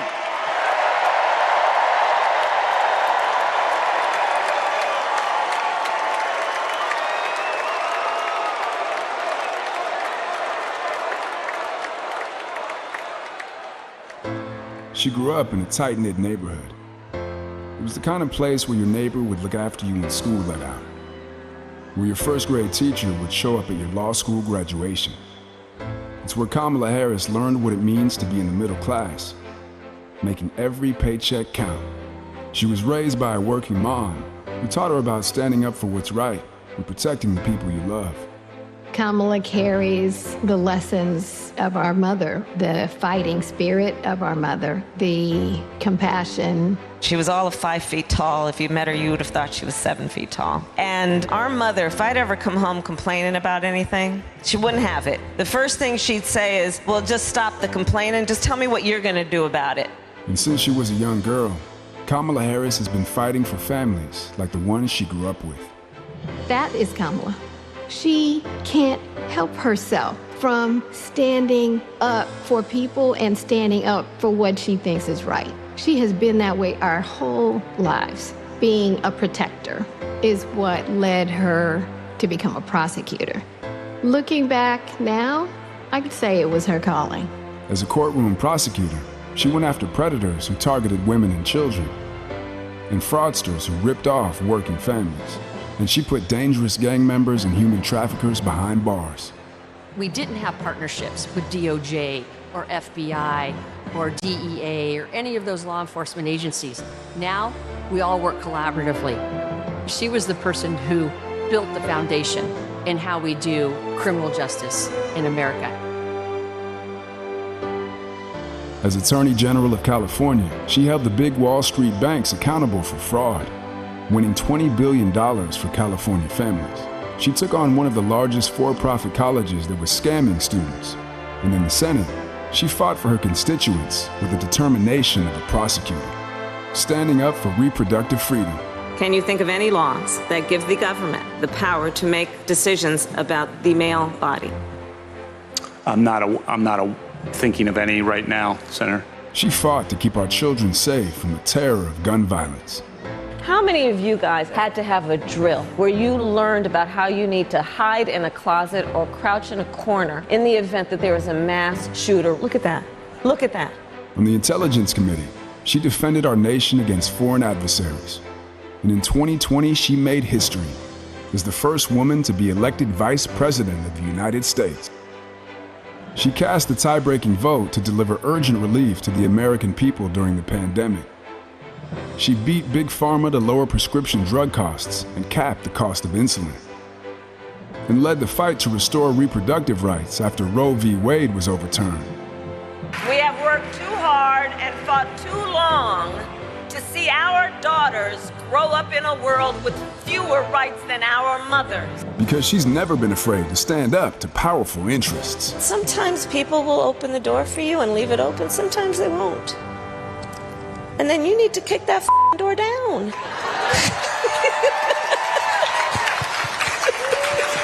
Excuse my language. Now, she's running for president, still fighting for families like the one she grew up with. Our campaign is about saying we trust the people. We're saying we just want fairness. We want dignity for all people. And we are a work in progress. We haven't yet quite reached all of those ideals, but we will die trying because we love our country. We believe in our country. We're not falling for these folks who are trying to divide us, trying to pull us apart. We know what we stand for, and we stand for the people, and we stand for the dignity of work, and we stand for freedom. We stand for justice. We stand for equality. And so we will fight for all of it. That's who Kamala Harris is. That's what she believes. And that's what she'll fight for every day.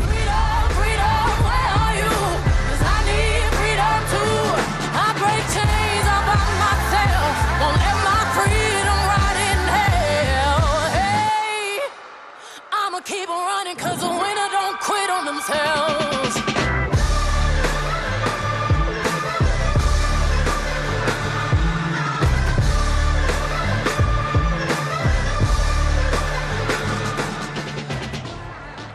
Please welcome the Democratic nominee for president, Vice President of the United States of America, Kamala Harris.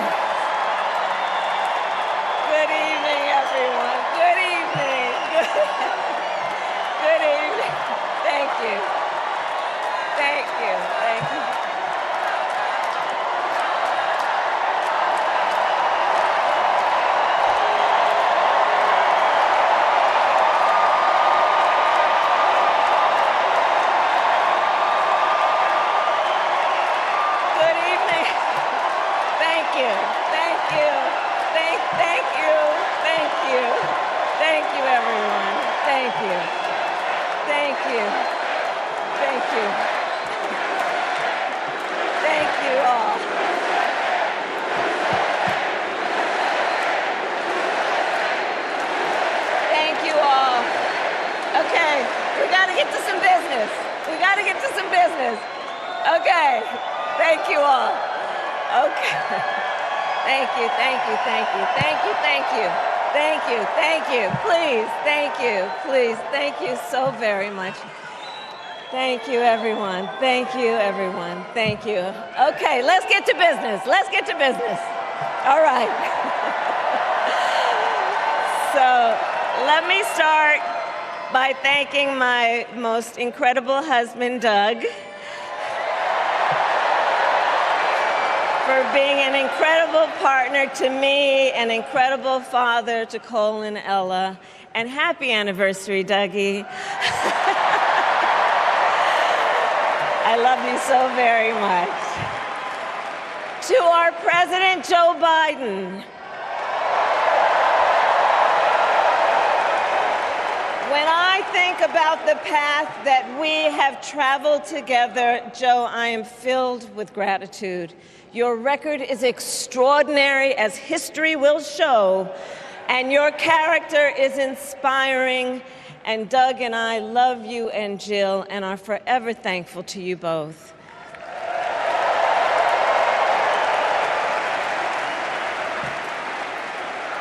And to Coach Tim Walz,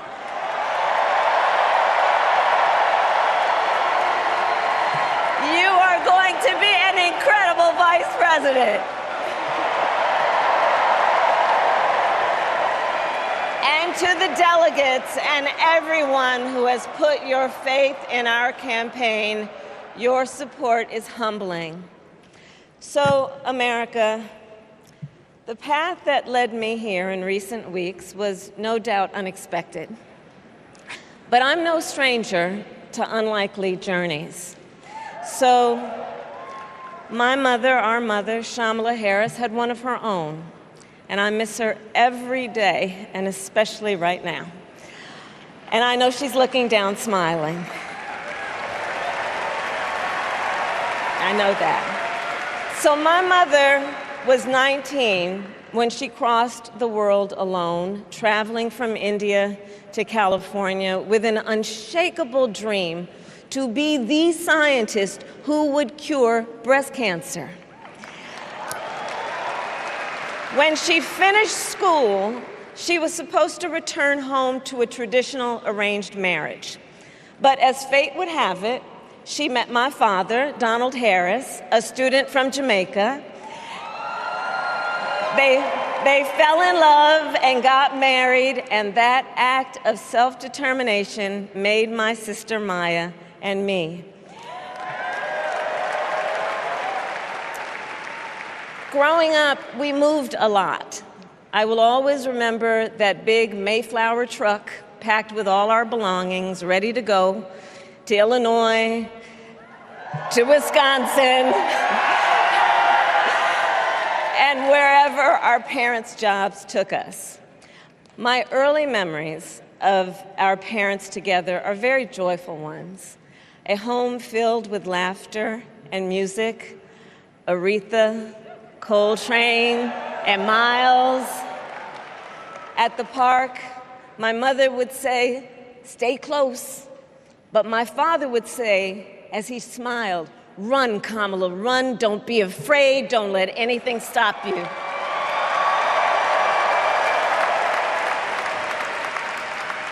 From my earliest years, he taught me to be fearless. But the harmony between my parents did not last. When I was in elementary school, they split up. And it was mostly my mother who raised us. Before she could finally afford to buy a home, she rented a small apartment in the East Bay. In the Bay, you either live in the hills or the flatlands. We lived in the flats. A beautiful working-class neighborhood of firefighters, nurses, and construction workers, all who tended their lawns with pride. My mother, she worked long hours, and like many working parents, she leaned on a trusted circle to help raise us. Mrs. Shelton, who ran the daycare below us and became a second mother. Uncle Sherman, Aunt Mary, Uncle Freddie, Auntie Chris. None of them family by blood, and all of them family by love.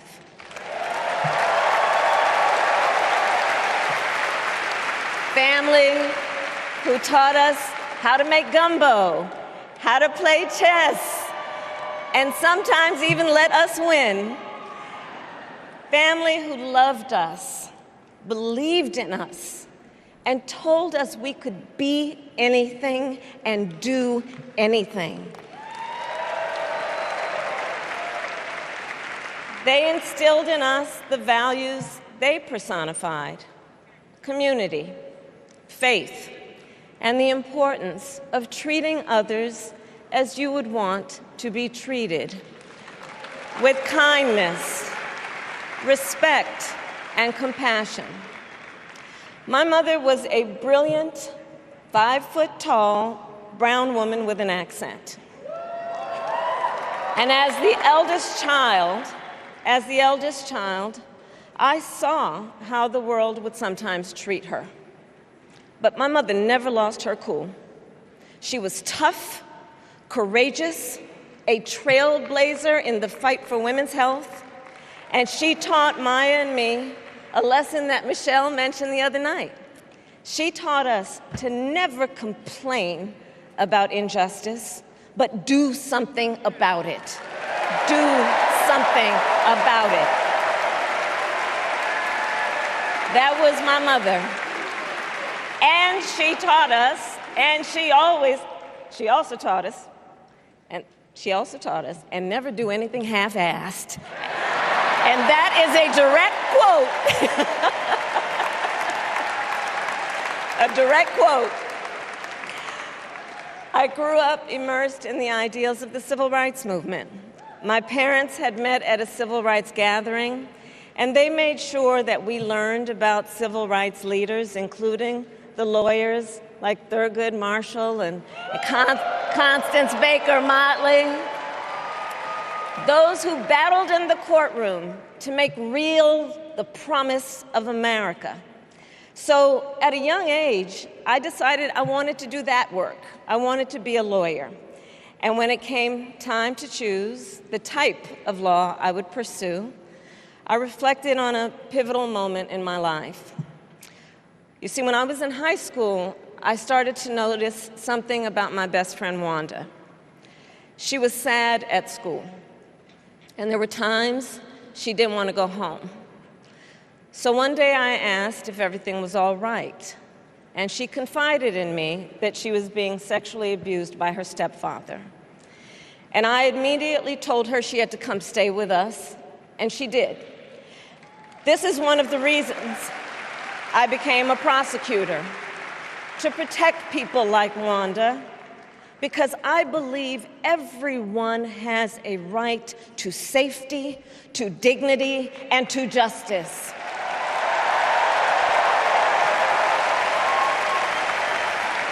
As a prosecutor, when I had a case, I charged it not in the name of the victim, but in the name of the people.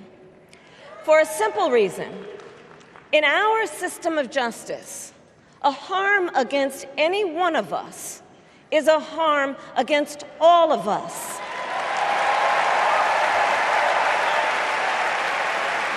And I would often explain this to console survivors of crime, to remind them no one should be made to fight alone.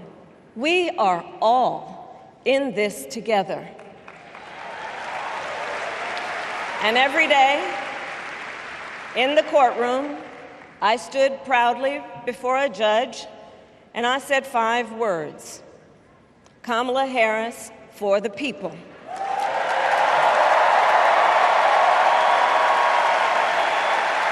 And to be clear, my entire career, I've only had one client, the people. And so, on behalf of the people, on behalf of every American, regardless of party, race, gender, or the language your grandmother speaks, on behalf of my mother and everyone who has ever set out on their own unlikely journey, on behalf of Americans like the people I grew up with, people who work hard, chase their dreams, and look out for one another, on behalf of everyone whose story could only be written in the greatest nation on earth, I accept your nomination to be President of the United States of America.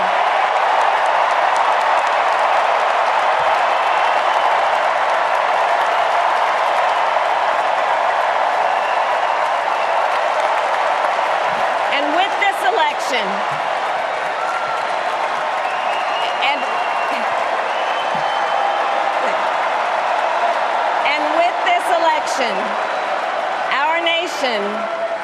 our nation with this election has a precious, fleeting opportunity to move past the bitterness, cynicism, and divisive battles of the past, a chance to chart a new way forward. Not as members of any one party or faction, but as Americans. And let me say, I know there are people of various political views watching tonight, and I want you to know, I promise to be a president for all Americans. You can always trust me to put country above party and self, to hold sacred America's fundamental principles, from the rule of law to free and fair elections to the peaceful transfer of power.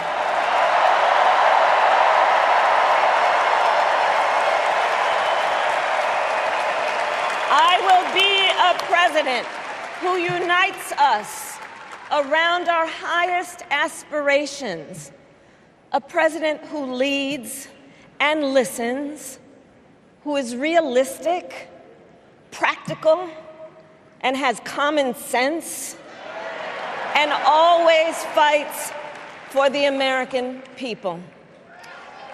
From the courthouse to the White House, that has been my life's work. As a young courtroom prosecutor in Oakland, California, I stood up for women and children against predators who abuse them. As Attorney General of California, I took on the big banks, delivered $20 billion for middle-class families who faced foreclosure, and helped pass a homeowner bill of rights, one of the first of its kind in the nation. I stood up for veterans and students being scammed by big for-profit colleges, for workers who are being cheated out of their wages, the wages they were due, for seniors facing elder abuse. I fought against the cartels who traffic in guns and drugs and human beings, who threaten the security of our border and the safety of our communities. And I will tell you, these fights were not easy, and neither were the elections that put me in those offices. We were underestimated at practically every turn, but we never gave up, because the future is always worth fighting for.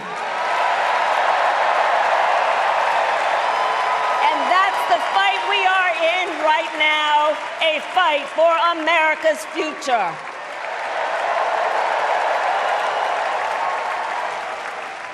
Fellow Americans, this election is not only the most important of our lives, it is one of the most important in the life of our nation. In many ways, Donald Trump is an unserious man. But the consequences of putting Donald Trump back in the White House are extremely serious. Consider not only the chaos and calamity when he was in office, but also the gravity of what has happened since he lost the last election. Donald Trump tried to throw away your votes. When he failed, he sent an armed mob to the United States Capitol, where they assaulted law enforcement officers. When politicians in his own party begged him to call off the mob and send help, he did the opposite. He fanned the flames. And now, for an entirely different set of crimes, he was found guilty of fraud by a jury of everyday Americans and separately found liable for committing sexual abuse. And consider what he intends to do if we give him power again. Consider his explicit intent to set free violent extremists who assaulted those law enforcement officers at the Capitol. His explicit intent to jail journalists, political opponents, and anyone he sees as the enemy. His explicit intent to deploy our active duty military against our own citizens. Consider the power he will have, especially after the United States Supreme Court just ruled that he would be immune from criminal prosecution. Just imagine Donald Trump with no guardrails, and how he would use the immense powers of the presidency of the United States, not to improve your life, not to strengthen our national security, but to serve the only client he has ever had, himself.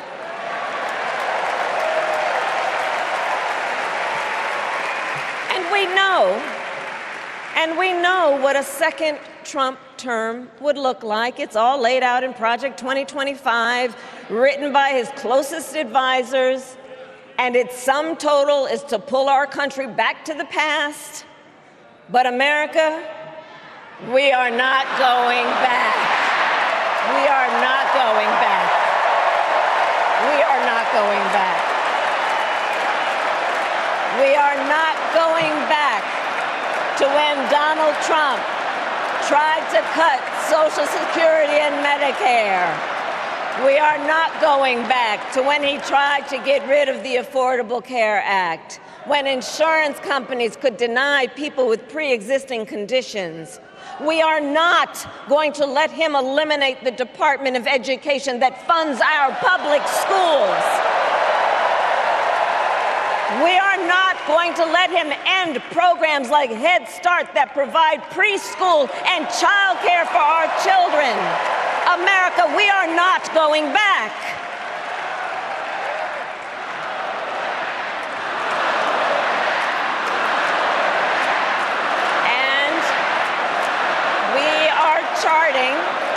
And we are charting a new way forward. Forward to a future with a strong and growing middle class, because we know a strong middle class has always been critical to America's success. And building that middle class will be a defining goal of my presidency.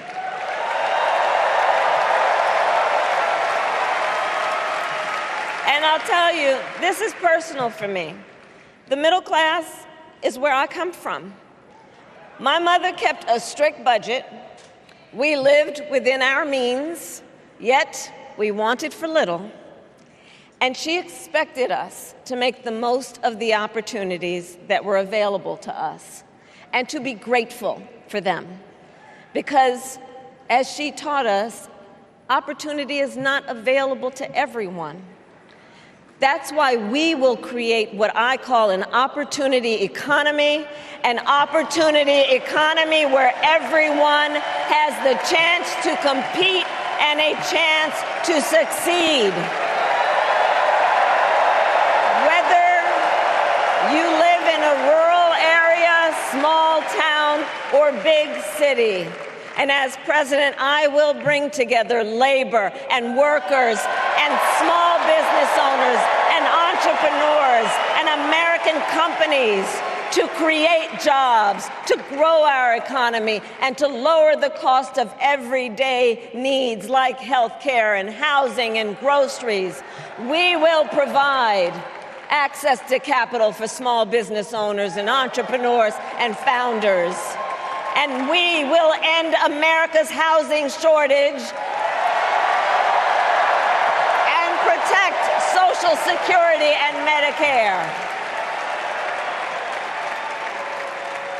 Now compare that to Donald Trump, because I think everyone here knows he doesn't actually fight for the middle class. He doesn't actually fight for the middle class. Instead, he fights for himself and his billionaire friends. And he will give them another round of tax breaks that will add up to $5 trillion to the national debt. And all the while, he intends to enact what in effect is a national sales tax, call it a Trump tax, that would raise prices on middle-class families by almost $4,000 a year.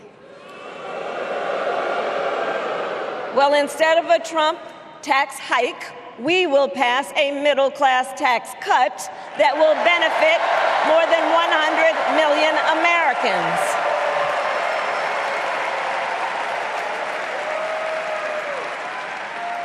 Friends, I believe America cannot truly be prosperous unless Americans are fully able to make their own decisions about their own lives, especially on matters of heart and home.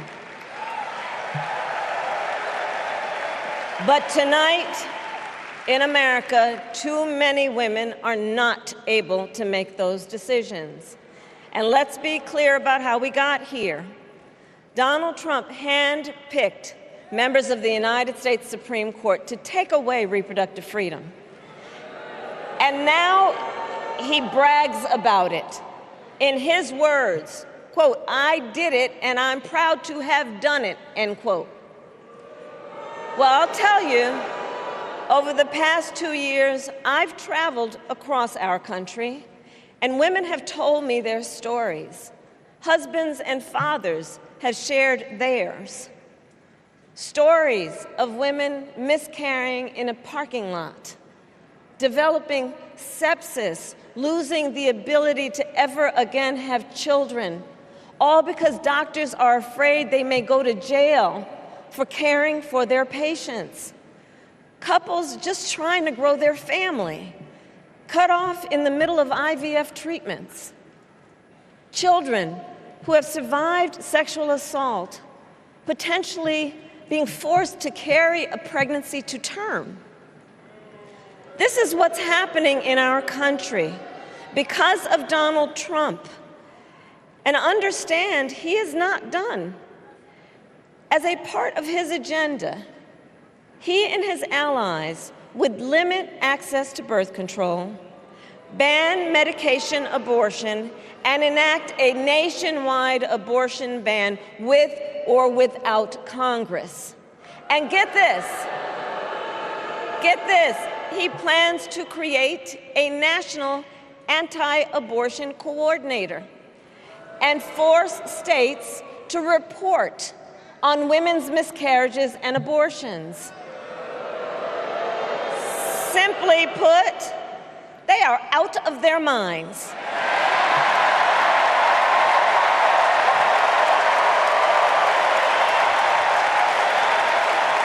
And one must ask, why exactly is it that they don't trust women? Well, we trust women. We trust women. And when Congress passes a bill to restore reproductive freedom, as President of the United States, I will proudly sign it into law.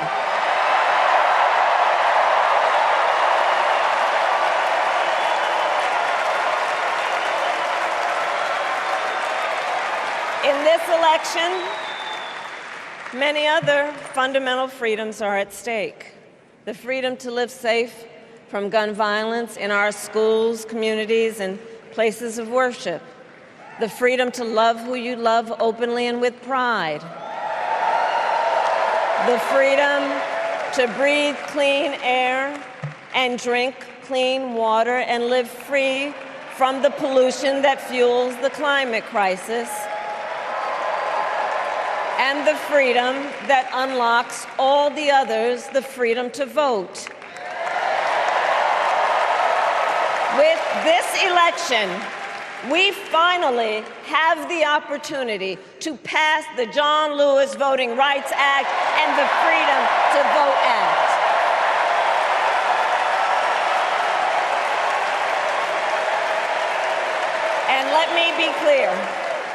And let me be clear, after decades in law enforcement, I know the importance of safety and security, especially at our border.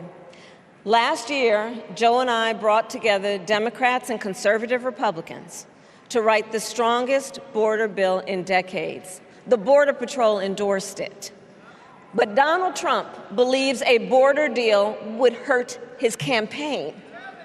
So he ordered his allies in Congress to kill the deal.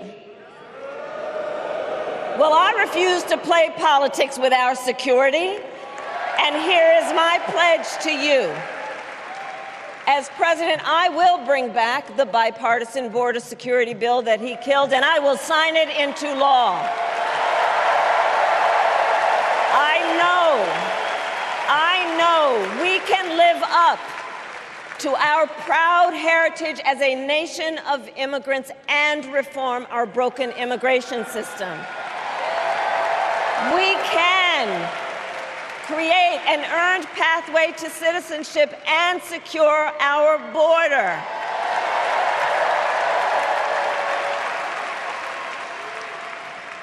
And America, we must also be steadfast in advancing our security and values abroad. As Vice President, I have confronted threats to our security, negotiated with foreign leaders, strengthened our alliances, and engaged with our brave troops overseas. As Commander-in-Chief, I will ensure America always has the strongest, most lethal fighting force in the world. And I will fulfill our sacred obligation to care for our troops and their families, and I will always honor and never disparage their service and their sacrifice.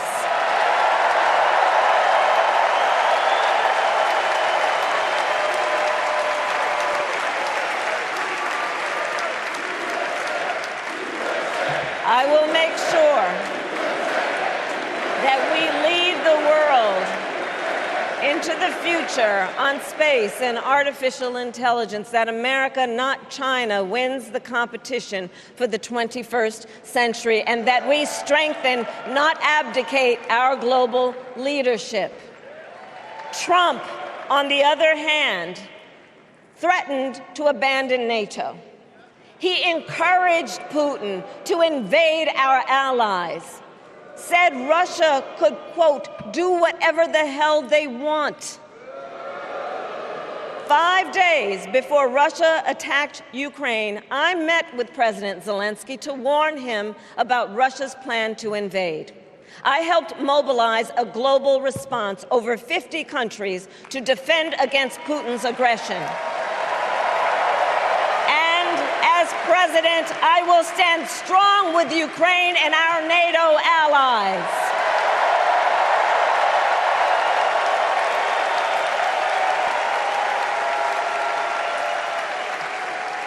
With respect to the war in Gaza, President Biden and I are working around the clock, because now is the time to get a hostage deal and a ceasefire deal done.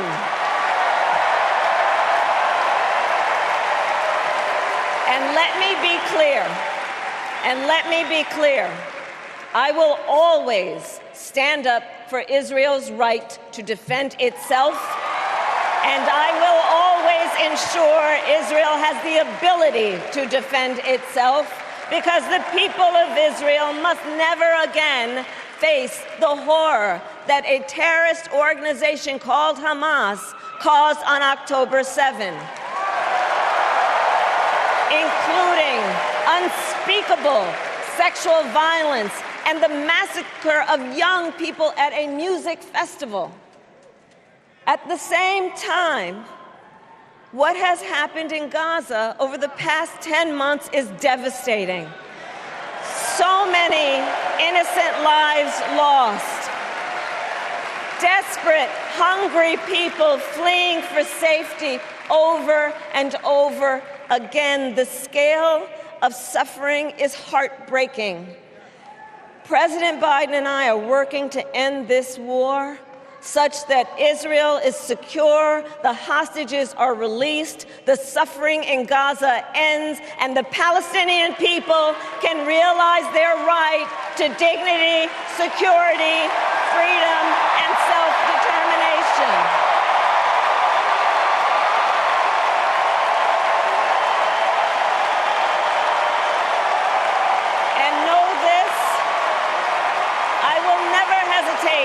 To take whatever action is necessary to defend our forces and our interests against Iran and Iran-backed terrorists. I will not cozy up to tyrants and dictators like Kim Jong-un who are rooting for Trump,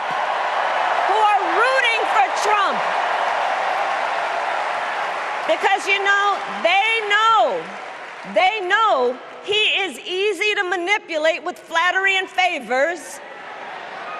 They know Trump won't hold autocrats accountable because he wants to be an autocrat himself. And as president, I will never waver in defense of America's security and ideals, because in the enduring struggle between democracy and tyranny, I know where I stand and I know where the United States belongs.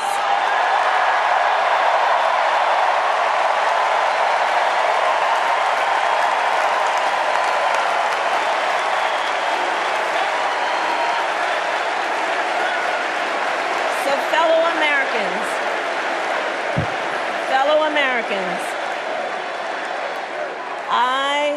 I love our country with all my heart. Everywhere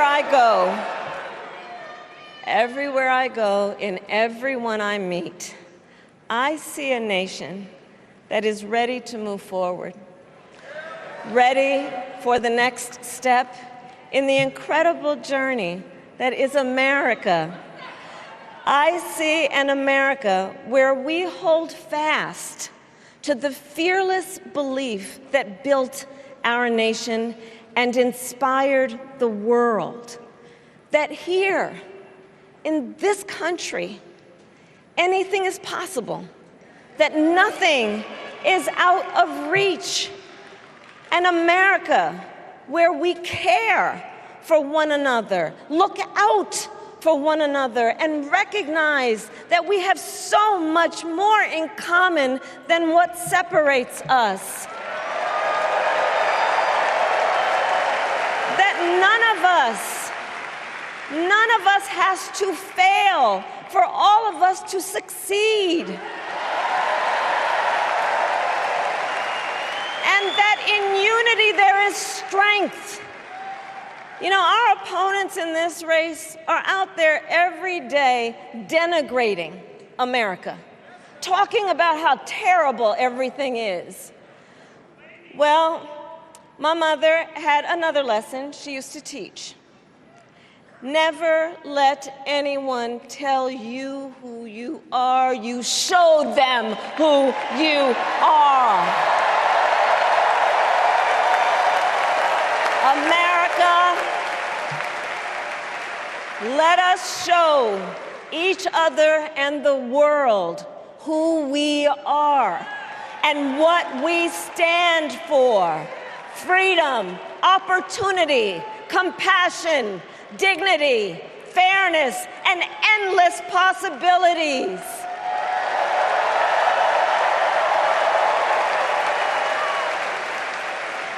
We are the heirs to the greatest democracy in the history of the world.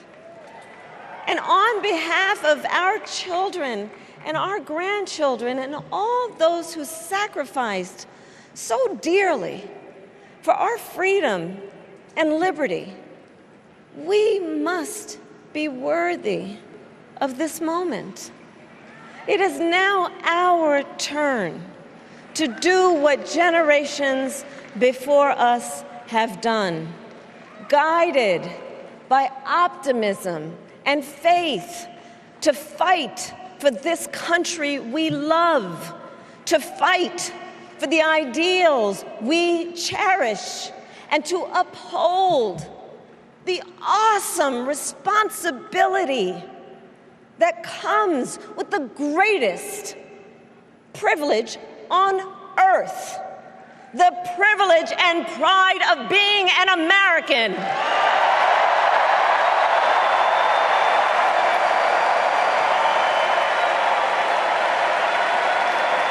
So let's get out there, let's fight for it, let's get out there, let's vote for it, and together let us write the next great chapter in the most extraordinary story ever told. Thank you. God bless you, and may God bless the United States of America. Thank you all.